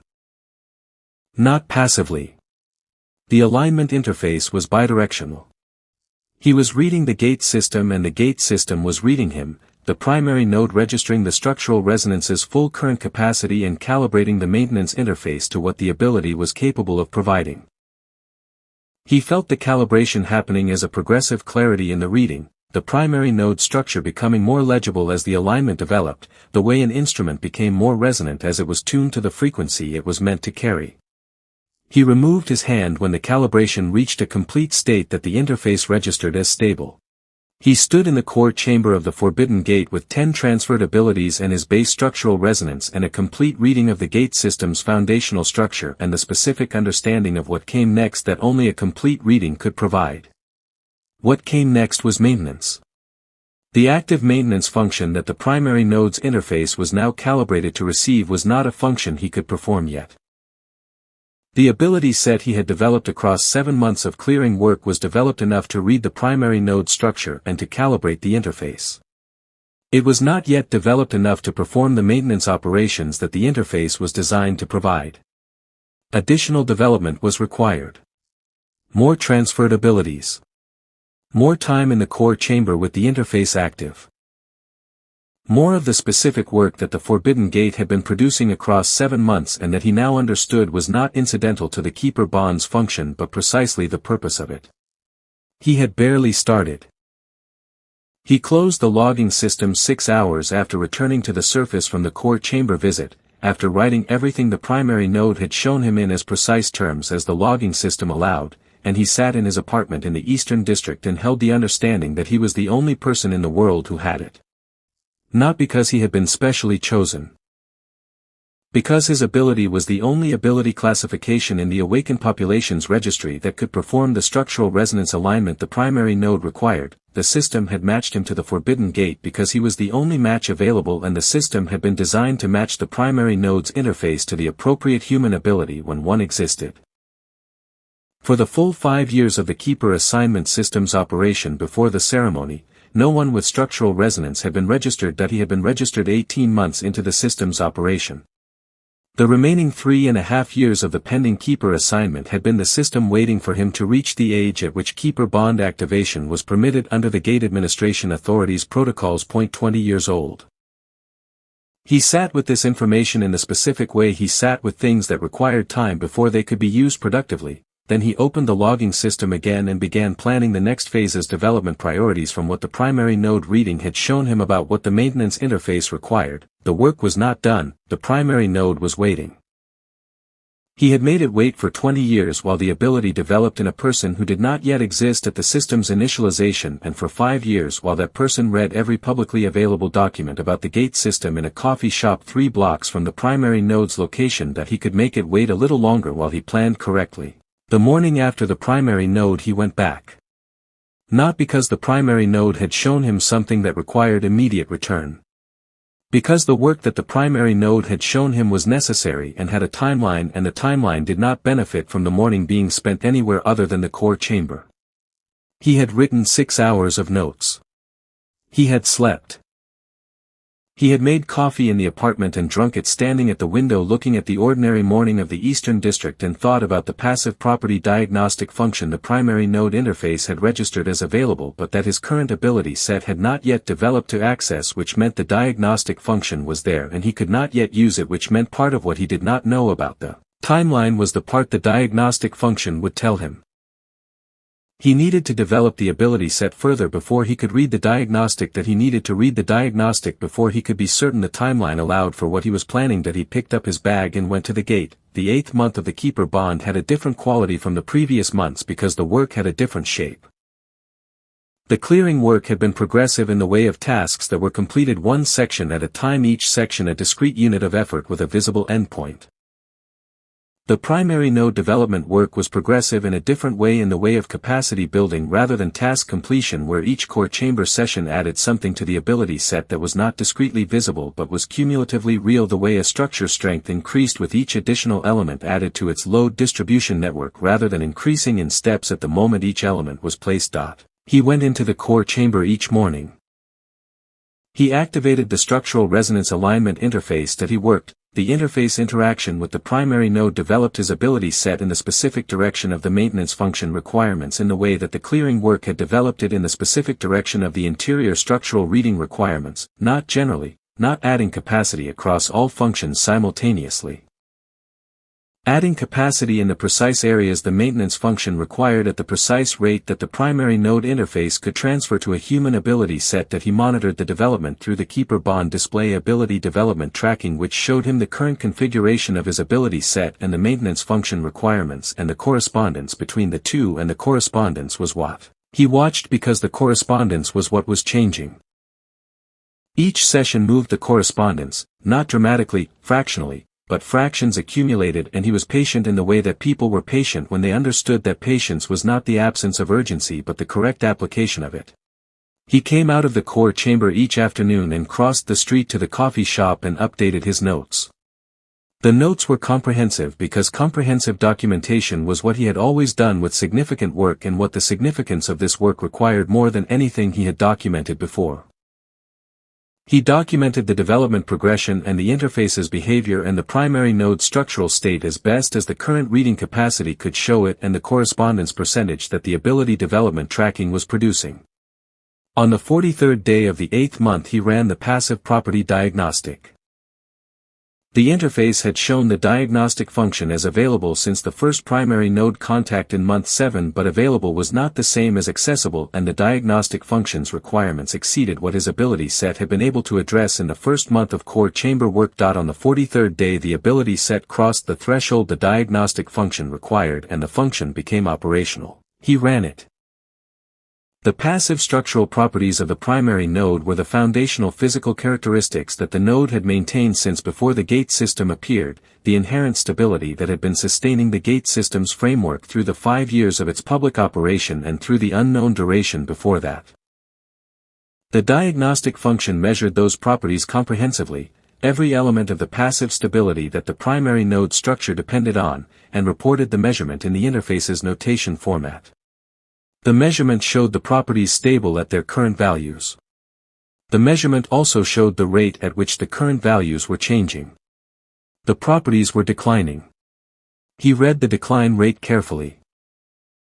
The interface's diagnostic notation expressed the rate in terms that required the structural resonance's reading capacity to interpret rather than in terms that translated directly to calendar time. And the interpretation produced a range rather than a specific value because the decline rate was influenced by variables the diagnostic could measure at their current values but could not predict with certainty across the future. The range had a midpoint. He did the translation from the interface's notation to calendar time, and the midpoint was not imminent and was not distant, and the distance from the midpoint to the range's early end was substantial enough that the early end was a possibility that needed to be taken seriously. What the diagnostic was telling him was that the passive properties sustaining 62% of the maintenance functions requirements had been sustaining them since before the system appeared, and the sustaining had a cost, and the cost had accumulated to the point where the rate of accumulation was measurable and the direction of the measurement was downward. Eventually the passive properties would decline to a level where active maintenance was required to cover the gap they could no longer cover. When that happened, the active maintenance coverage would need to be comprehensive. His current coverage was 38%. He sat in the core chamber for a long time with this information. Then he did the calculation that mattered, which was not the timeline alone but the relationship between the timeline and the development rate. If the timeline was X and the development rate produced comprehensive coverage in less than X, then the work was viable, and the only question was whether he was doing everything that maximized the development rate within the constraints available. If the timeline was less than the development rate required, then the situation was different and required different thinking. The calculation produced the first answer. The timeline was longer than the development rate required at the current pace. Not by a large margin, but consistently longer, which meant the direction was correct and the pace was sufficient. What it did not have room for was significant interruption or significant reduction of the development rate, which meant the pace needed to be maintained and the conditions that enabled the pace needed to be maintained. He closed the diagnostic and updated his notes. He had been aware since month 4 that external attention was accumulating around the Brennan Street gate in a way that would eventually produce a direct engagement with the external world's questions. He had been managing the timing of that engagement with the same patience he applied to everything, not avoiding it but deferring it until the work had produced enough of itself to be described accurately. The passive property diagnostic had added specificity to the timeline he was managing toward. He needed the development work to be far enough advanced before the external engagement happened that the engagement did not interrupt the development at a critical phase that he thought about UNA's preliminary inquiry, which the Gate Administration Authority had notified him of in the standard keeper notification format when the review was initiated. He had read the notification and understood what it meant for the timing and had decided that the timing was still approximately 1 month away from where it needed to be before he was ready for the conversation. He thought about the market. The anchor crystal accumulation from 12 months of clearing work was sitting in the Keeper Bonds resource storage without extraction because he had not yet extracted it and had not yet decided when to extract it. The decision had been waiting on a combination of the market classification question and the timing question, and both of those were now clarifiable. He extracted the accumulated anchor crystals. He did it on a Tuesday afternoon after the core chamber session, standing at the gate boundary with the Keeper Bonds extraction function active and the resource container he had brought for the purpose. And the extraction produced a physical quantity of anchor crystals that the resource container held and that he looked at for a moment with the specific quality of looking at something that the world had not seen before and that required him to decide what to do with it. He carried them to the anonymous market channel he had identified during the earlier research phase, an online platform that the territory development industry adjacent to the gate economy used for preliminary market testing of unusual resource finds. And he listed them at a price that was conservative because conservative pricing in the absence of a baseline was the approach that produced the most information from the first transaction rather than the most revenue. The information the first transaction produced arrived in 18 hours. 3 buyers at the asking price. No negotiation. 2 follow-up inquiries through the platform's messaging system requesting source territory information and availability of additional supply. One of those inquiries came from a purchasing agent whose employer he identified from the inquiry's metadata as one of the 3 largest guild organizations in the country. He did not respond to the follow-up inquiries. He went back to the gate the following morning and continued the development work. The second extraction happened the following month at a slightly higher price because the first transaction's response pattern indicated that conservative had been significantly below market in a way that even slightly higher would not fully correct, and the response to the second listing arrived faster than the first had and with more follow-up activity. 2 of the 3 largest guild organizations now tracking the anonymous listings through whatever investigative methods their market intelligence operations applied to anomalous supply appearances. He was aware of the tracking because the platform's transaction metadata made the tracking visible to anyone reading it with the attention he gave to everything he read. He went back to the gate each morning and continued the development work. In the 9th month of the Keeper Bond, the Gate Administration Authority's review of the Brennan Street Gate escalated beyond the standard review process for the reason he had anticipated when UNA's preliminary inquiry notification arrived, which was that the standard review team had encountered the forbidden designation in the Gate's internal database record and had found that the public documentation contained no explanation for the designation and had escalated to the authority's historical records division to access pre-publication and restricted historical documentation that might provide one. The Historical Records Division found the pre-publication draft. The pre-publication draft with the removed paragraph about forbidden class gates predating the gate system's operational period was what the Historical Records Division found when it searched its archive for documentation relevant to the forbidden designation, and the finding produced a second escalation to the Senior Directorate, which opened a formal investigation. Cale received the formal investigation notification through the standard Keeper notification system on a Thursday morning while he was reviewing the previous day's Core Chamber session notes. He read the notification and updated his timeline and concluded that the formal engagement was now approximately 3 weeks away from the point where the development work was far enough advanced to survive the interruption without critical phase disruption. UNA contacted him directly through the Keeper Bond Registry's communication function 2 days later. The message said she was the analyst who had submitted the preliminary inquiry that initiated the review and that she wanted to make direct contact rather than proceeding through the formal process without his awareness of the specific inquiry's origin. She said she was not attempting to circumvent the formal process and would continue the formal process regardless of his response. She said she thought he deserved to know who was asking before the formal engagement began. He read the message twice. He wrote back.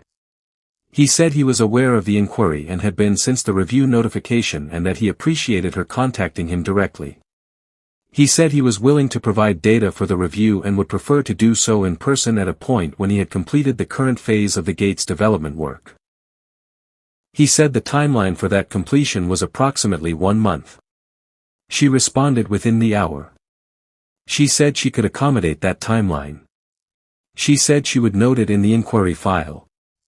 She said she had one question if he was willing to answer it outside the formal process, which was whether the Gate was safe in the standard sense of that word, meaning was there any immediate risk to people or infrastructure that the authority should be aware of while the formal process proceeded. He thought about the passive property diagnostic and the decline rate and the timeline range. He wrote back. He said the Gate was safe in the standard sense and that nothing he had found required immediate action by the authority in the standard sense. He said the formal engagement would provide a complete picture and that the complete picture was more useful than a partial one provided in advance. She said understood. She said she would see him in approximately 1 month.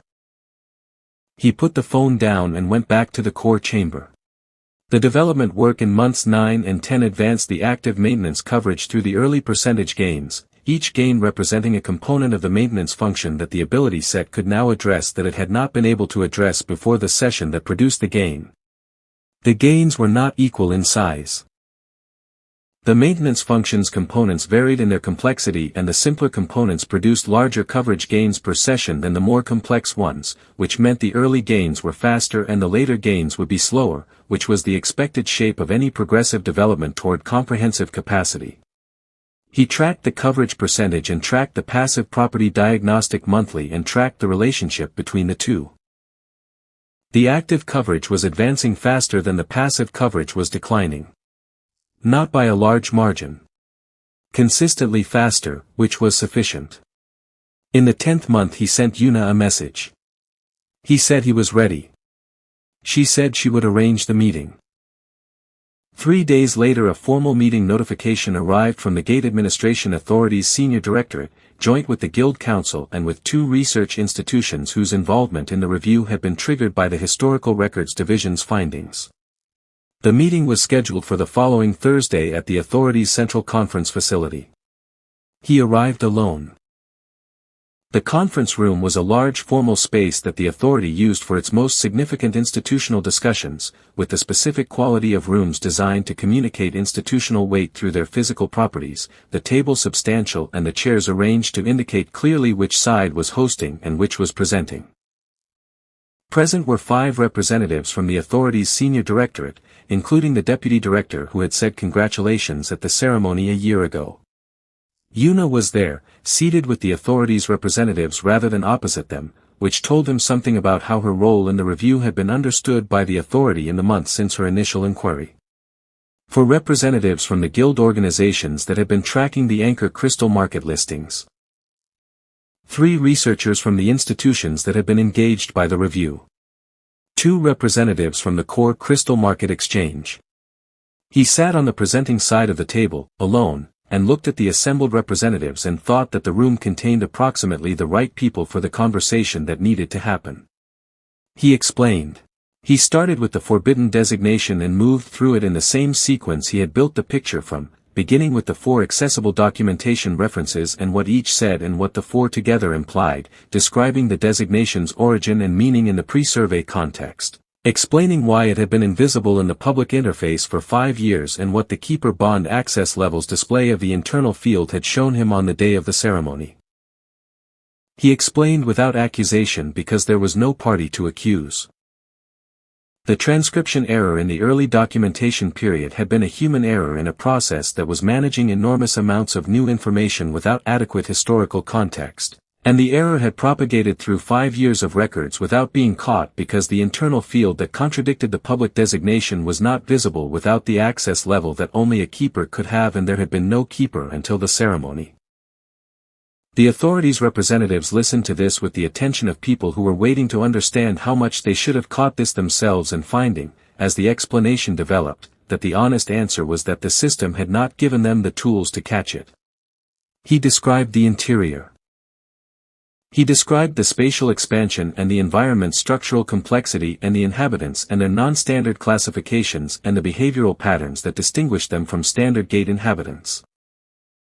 He described the Keeper Bond's ability transfer function and the sequence of transferred abilities across the clearing process and how each transferred ability had been structural in character and had interacted with his base structural resonance to expand its capacity rather than adding separate functions.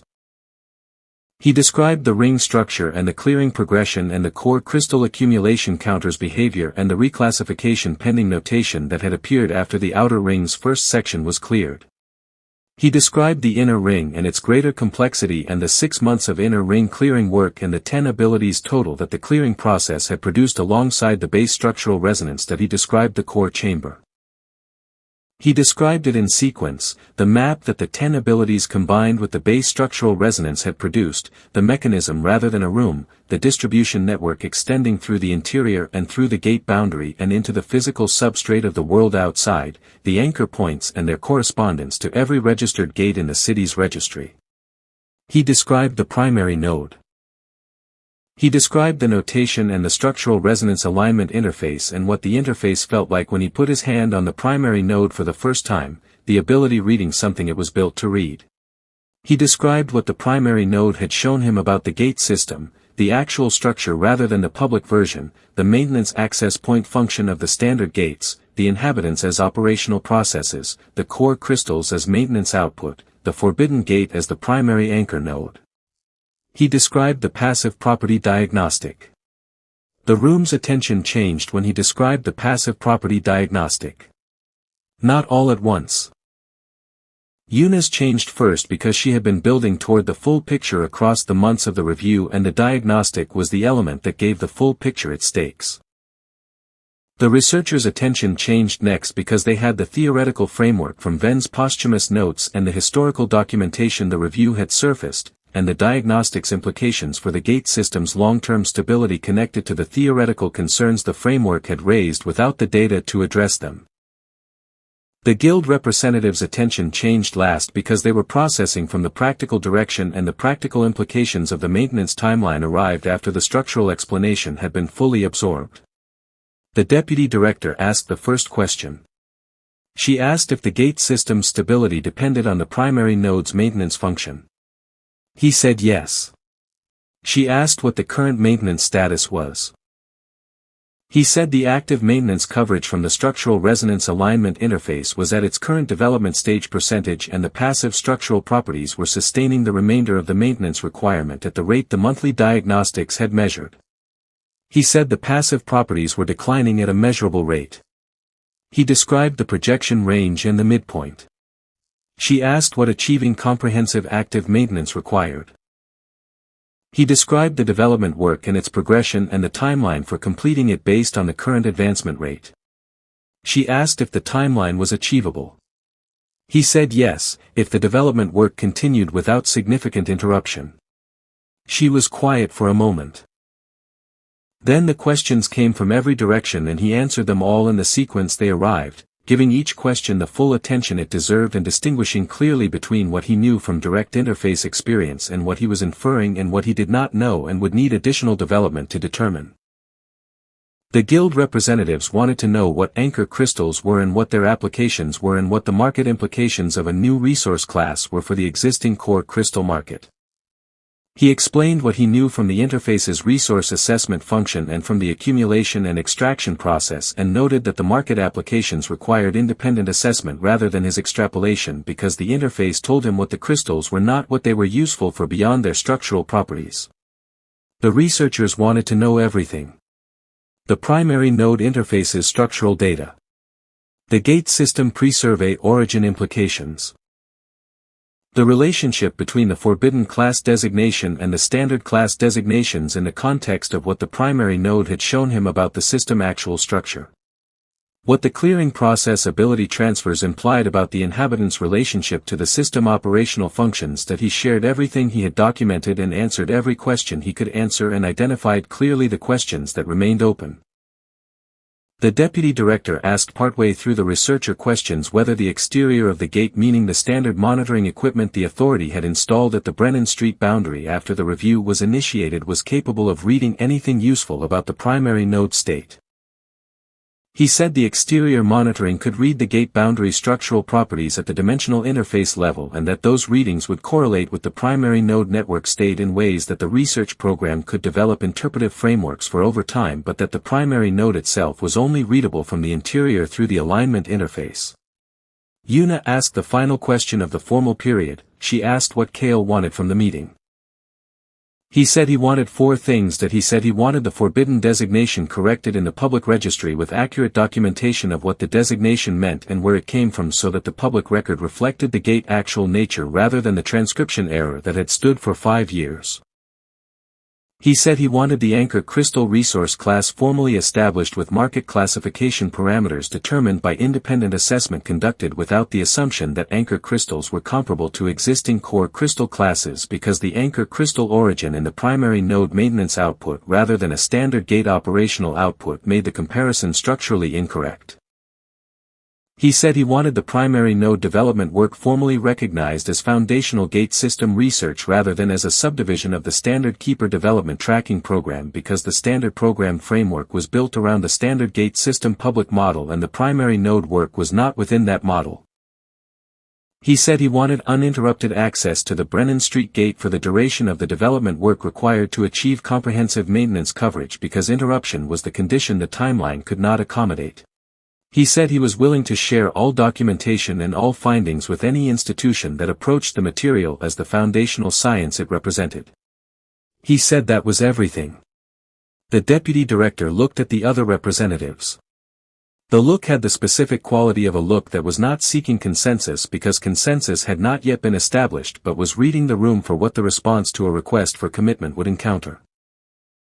What it appeared to read was not opposition. It was processing. The room was updating the picture it had arrived with and the update was significant enough that the processing was visible. She said the authority would review the 4 requests and respond within 30 days. He said that was acceptable. He walked back to the Eastern District. The gray rank marker on the gate boundary signage had not been updated. The administrative process that would update it had been initiated but the update itself was 30 days away at the outside edge of the commitment the deputy director had made. The gray marker stood on Brennan Street between the laundry and the convenience store as it had stood since the Gate Administration Authority had installed it in the gate system's first year and it still said F in the color coding of the lowest standard rank classification. He looked at it for a moment. Then he went inside and continued the development work.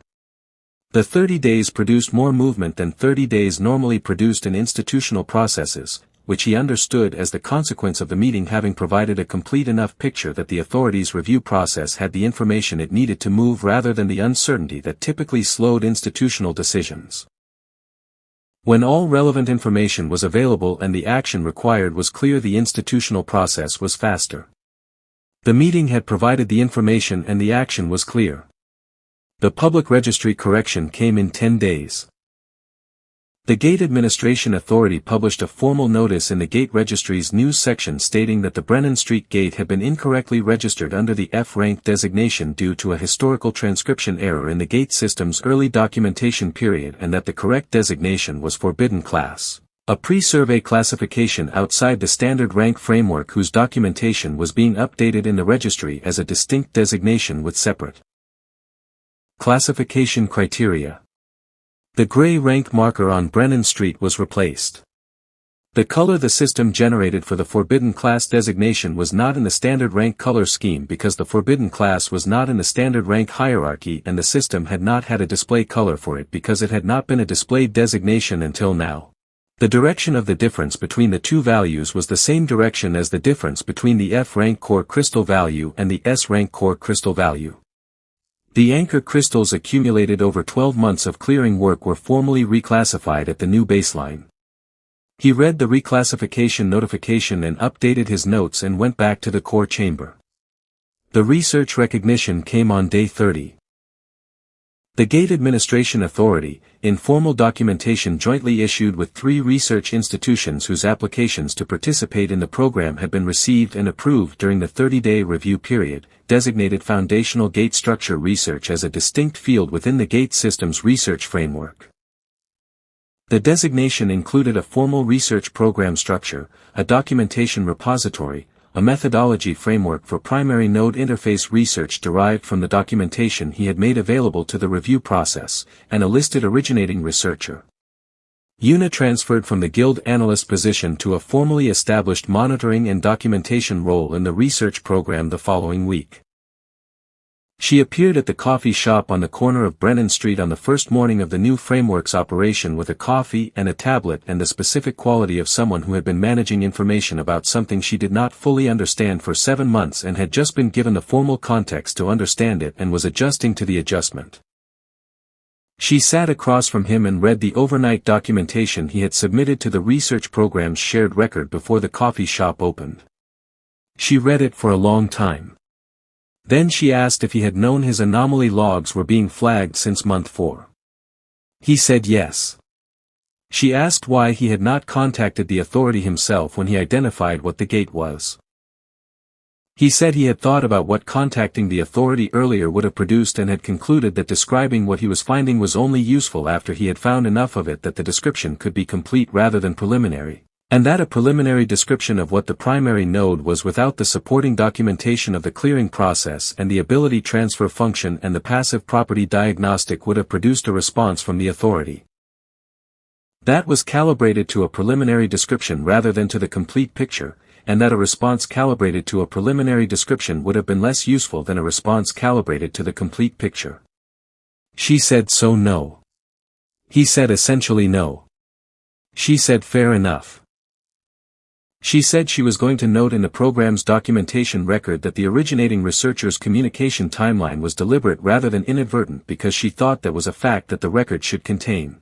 The color it generated was something that the Gate Registry's graphic design team described in the update documentation as distinct from all existing rank colors by design, intended to be immediately recognizable as outside the standard hierarchy rather than placeable within it.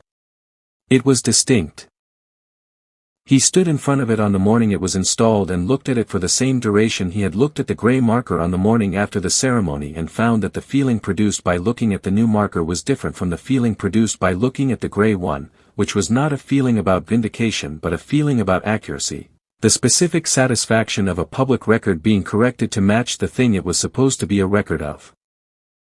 The public notice generated attention that the Gate Administration Authority's communications office had prepared for but that KL had not, which was the response from the general public that followed gate system developments as a form of engagement similar to following sports results. The story that emerged from the public notice was legible to anyone who had followed gate system news for 5 years without the technical context the formal meeting had provided. The assignment everyone had felt sorry about at the ceremony was wrong. The F-rank gate that everyone had assumed was the worst possible keeper assignment was not an F-rank gate. The person assigned to it had been working inside it for over a year. The gate system news community's response to this information was substantial and more engaged than the response that standard gate news typically produced because the story had a shape that made sense to people who had not read the technical documentation. Someone had received the assignment that looked the worst and the assignment had turned out to be something else entirely. That shape was legible regardless of the technical content. He read some of the response in the coffee shop on the corner while reviewing his notes and found that it did not require a response from him and moved on. The Anchor Crystal Market Classification arrived in 20 days. The independent assessment commission that the authority had engaged to determine the market classification parameters worked quickly because the question was concrete even if the answer was novel. Their report, which was published alongside the classification establishment, noted that standard assessment methodology had not been applicable to anchor crystals and that the methodology used had been developed specifically for this resource type. The findings established a baseline market value. The baseline market value was not in the same order of magnitude as the F-rank core crystal value that the core crystal market exchange representative at the ceremony had described in his explanation of the processing fee structure. He said that was fine. She asked her second question, which was what the current active maintenance coverage percentage was. He said 63% as of the previous day's core chamber session. She said the passive property diagnostics most recent monthly reading. He pulled up the reading in his notes and showed her the current decline rate measurement. She did the calculation he had done every month since the first diagnostic, the relationship between the advancement rate and the decline rate. She said the advancement rate is faster. He said yes. She said not by much. He said no. Not by much. Consistently. She looked at the calculation for a moment. Then she said she understood why the uninterrupted access request had been the fourth item on the list rather than a footnote. He said it was the most practically significant of the four. She said noted. They sat with their coffees and the morning traffic of the Eastern District and the gate across the street with its new color marker, and she opened the program documentation repository on the tablet and began the first systematic external documentation session of the primary node interface research while he went through the previous session's notes in preparation for the current session. This was the new rhythm. The development work continued in the months that followed with the additional element of the external documentation that Yuna's role produced, which changed what was visible of the work rather than the work itself. The core chamber sessions were the same. The primary node interface was the same. The ability set developing in the specific direction of the maintenance functions requirements was the same process it had been since month 8. What was different was that the development's progression was being documented externally in real time rather than reconstructed from personal logs afterward, which meant the research program had a continuous record that the previous 12 months had not produced. The active coverage advanced. 63% became 70 by month 16. 77 by month 18. Yuna asked at the end of month 18, sitting in the coffee shop with the day's session documentation open, what 23% felt like as a gap to close. He said it felt like work. She said that was not an answer. He said it was the most accurate answer available. She said she was going to put that in the documentation that he said that was fine. The research program published its first paper in month 15. The paper described the forbidden class gate structural properties from the exterior equipment readings and the documentation he had made available to the program, not a complete description because the exterior readings and the available documentation were not the complete picture, but a peer-reviewed publication in the gate system's primary research journal, the first peer-reviewed publication about a forbidden class gate in 5 years of gate system research. The response in the research community was what the response was when a peer-reviewed publication changed the framework that a field had been operating within, which was to say substantial and in some quarters resistant and in most quarters genuinely engaged. The researchers who had been studying the gate system for 5 years from the model that the system's public documentation had provided were now looking at a publication that told them the model had been built on an incomplete picture, and the response to that information was varied in the way that responses to significant picture revisions were varied, some researchers moving immediately to the new framework and some requiring more documentation before the revision was compelling. More documentation was what the research program was producing. The advancement slowed in months 15 and 16 relative to the rate in 13 and 14 because the maintenance function's later components were more complex than the earlier ones and the complexity required more sessions per component before the ability set crossed the threshold that made the component addressable. He had expected the slowdown from the maintenance function structure as the primary node interface had shown it to him, and expecting the slowdown did not make it less slow but it made it more manageable as a fact to work with rather than an obstacle to respond to. In month 17 the advancement rate increased again. The coverage crossed 80% by month 18 and the passive property diagnostics monthly reading at the end of month 18 showed the passive properties declining at the same measured rate as every monthly reading since the diagnostic became accessible. He noted both numbers. He noted the relationship between them. The relationship was the same as it had been. The active advancement was faster than the passive decline. The total coverage was increasing. The projection from the month 11 diagnostic was holding within its range. The work was on track. He told Yuna this on the morning of month 19 in the coffee shop and she updated the documentation and noted the projection status and asked if there was anything the research program could provide that would accelerate the advancement rate. He said no. He said the advancement rate was determined by the primary node interface's transfer capacity and the human ability set's absorption capacity and neither of those was something that external resources could meaningfully affect. What external resources could affect was the documentation quality and the research framework development and the institutional support for the uninterrupted access, and those contributions were valuable and the research program was providing them. She said so we are useful but not for the core work that he said you are useful for everything around the core work that the core work requires to continue without interruption. She said that was a diplomatic way to put it. He said it was also accurate. She said she was noting that in the documentation. He said he expected nothing less. The months between 18 and 23 continued the advancement through the maintenance function's most complex components, the components that had been responsible for the slowdown in 15 and 16 and that continued to require more sessions per threshold crossing than the earlier components had. He worked through them with the patience that was his most reliable tool and the attention that was his most practiced skill and the understanding of the maintenance function structure that the primary node interface had been building since month 7. Month 23 the active coverage reached 91%.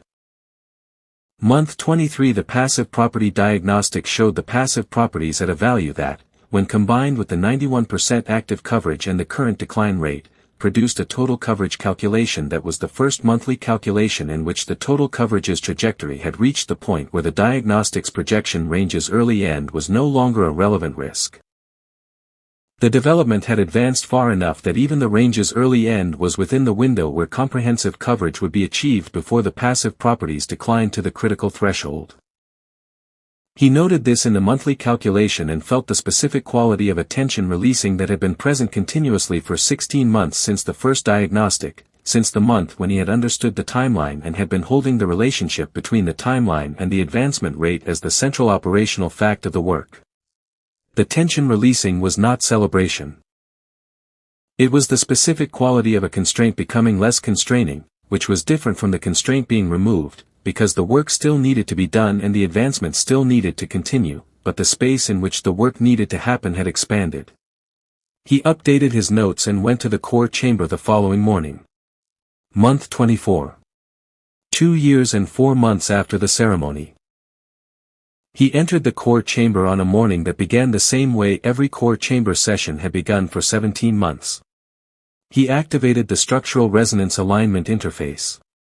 He directed the combined ability set toward the maintenance function's current component, the final component, the one that the previous 4 sessions had been approaching in the way that final components were approached, each session getting closer to the threshold that would make it addressable. In this session he crossed the threshold. The interface registered the crossing in the ability development tracking display in the way every previous threshold crossing had registered, a notation appearing that indicated the component was now within the ability set's operational range. The interface registered the coverage update. Active maintenance coverage, 100%. He read the notation. He read it again. He held his hand on the primary node and ran the passive property diagnostic immediately, in the moment after the comprehensive coverage confirmation, because the diagnostic's current reading was the reading that mattered now in a way that it had mattered differently in all the previous monthly readings. The passive properties were stabilizing. Not recovering. Not returning to the values they had held before the decline began. Stabilizing. The decline rate that every monthly reading since month 11 had confirmed continuing at its measured pace had stopped. The structural resonance alignment interface at comprehensive coverage was providing sufficient active maintenance that the passive properties no longer needed to decline to compensate for insufficient active coverage. The gate system structural framework was stable. Not in the way it had been stable for 5 years while the passive properties did the maintenance work the active interface had not been providing. In the way it had been designed to be stable, with the alignment interface providing the adaptive response function that the passive properties alone could not perform indefinitely and that the primary node had been built to receive. He remained in the core chamber for a long time after the stabilization reading. Not thinking. Not processing in the active way of working through information. Simply present with what had just happened in the way that things required you to be present with them before you could do anything else. Then something happened that the passive property stabilization had not been. A new layer of the primary node interface appeared in the keeper bond display. Not a notification of an available function. A function activating. The difference was that available functions had been showing him potential capacity throughout the development work, functions that required further development before they were accessible. This was different. This function was not available pending development. It was available because the development was complete. The notation read, primary node extended function, designation anchor network interaction, status available upon interface confirmation. He read the notation. Anchor network interaction. He thought about what those 3 words meant in the context of everything the primary node had shown him about the gate system structure, the network of 412 anchor points distributed through the city's physical substrate, each anchor point corresponding to a registered gate, the network whose stability the primary node's maintenance function sustained. Interaction was not reading. Reading was what the standard interface had been providing. Interaction was something else. He confirmed the interface. The extended function opened. What it showed him was the anchor network in full operational detail in a way that the standard interface had shown him only in structural terms. Not just the distribution points and their correspondence to the registered gates. The full operational state of every anchor point in the network simultaneously, the load distribution of every gate in the city's registry read through the primary node's network connection. Every gate's current clearing status and inhabitant state and resource accumulation cycle and keeper bond activity visible in the way that a central monitoring system showed the state of every element it was connected to. He could read every gate in the city from where he was standing. Not approximately. Not in the aggregated terms of the network's overall load state. Individually. Gate by gate. Keeper by keeper. The S-rank gate in the Northern District whose keeper bond development tracking showed a specific pattern. The 3A rank gates whose resource accumulation cycles were at different points in their regeneration sequences. The B rank gates and the C rank gates and the D rank gates and the E rank gates and the F rank gates, all of them showing in the extended functions display with the same detail that the standard interface showed the Brennan Street gate's own state. He stood with this for a long time. The additional layers of the anchor network interaction function were present in the display beyond the reading layer. He could see them in the interface's notation as further depths of the function, layers that the reading layer was the entry to rather than the entirety of. He did not access the additional layers. Not because he was not curious about what they contained. Because accessing new layers of the primary node interface was work that required the same approach as every other phase of the work, understanding the current layer fully before moving to the next, building the complete picture of each function before engaging with the function beyond it. He had learned this approach over 17 months of interface work. He was not going to abandon it because the comprehensive coverage confirmation had produced an additional function. He documented the extended function reading layer, that he documented what it showed him about every gate in the city registry, that he documented the additional layers notation without accessing them, that he documented the passive property stabilization reading, that he documented the comprehensive coverage confirmation, that he closed the logging system, that he went to the coffee shop. Yuna was already there. She had the overnight documentation from the research program shared record open on the tablet, and she was reading it with the specific quality of attention she gave to documentation that was updating the picture significantly, which the overnight documentation was because he had submitted the passive property stabilization reading and the comprehensive coverage confirmation to the shared record before leaving the gate. She finished reading. She said nothing for a moment. Then she said she had one question. He said, "Go ahead."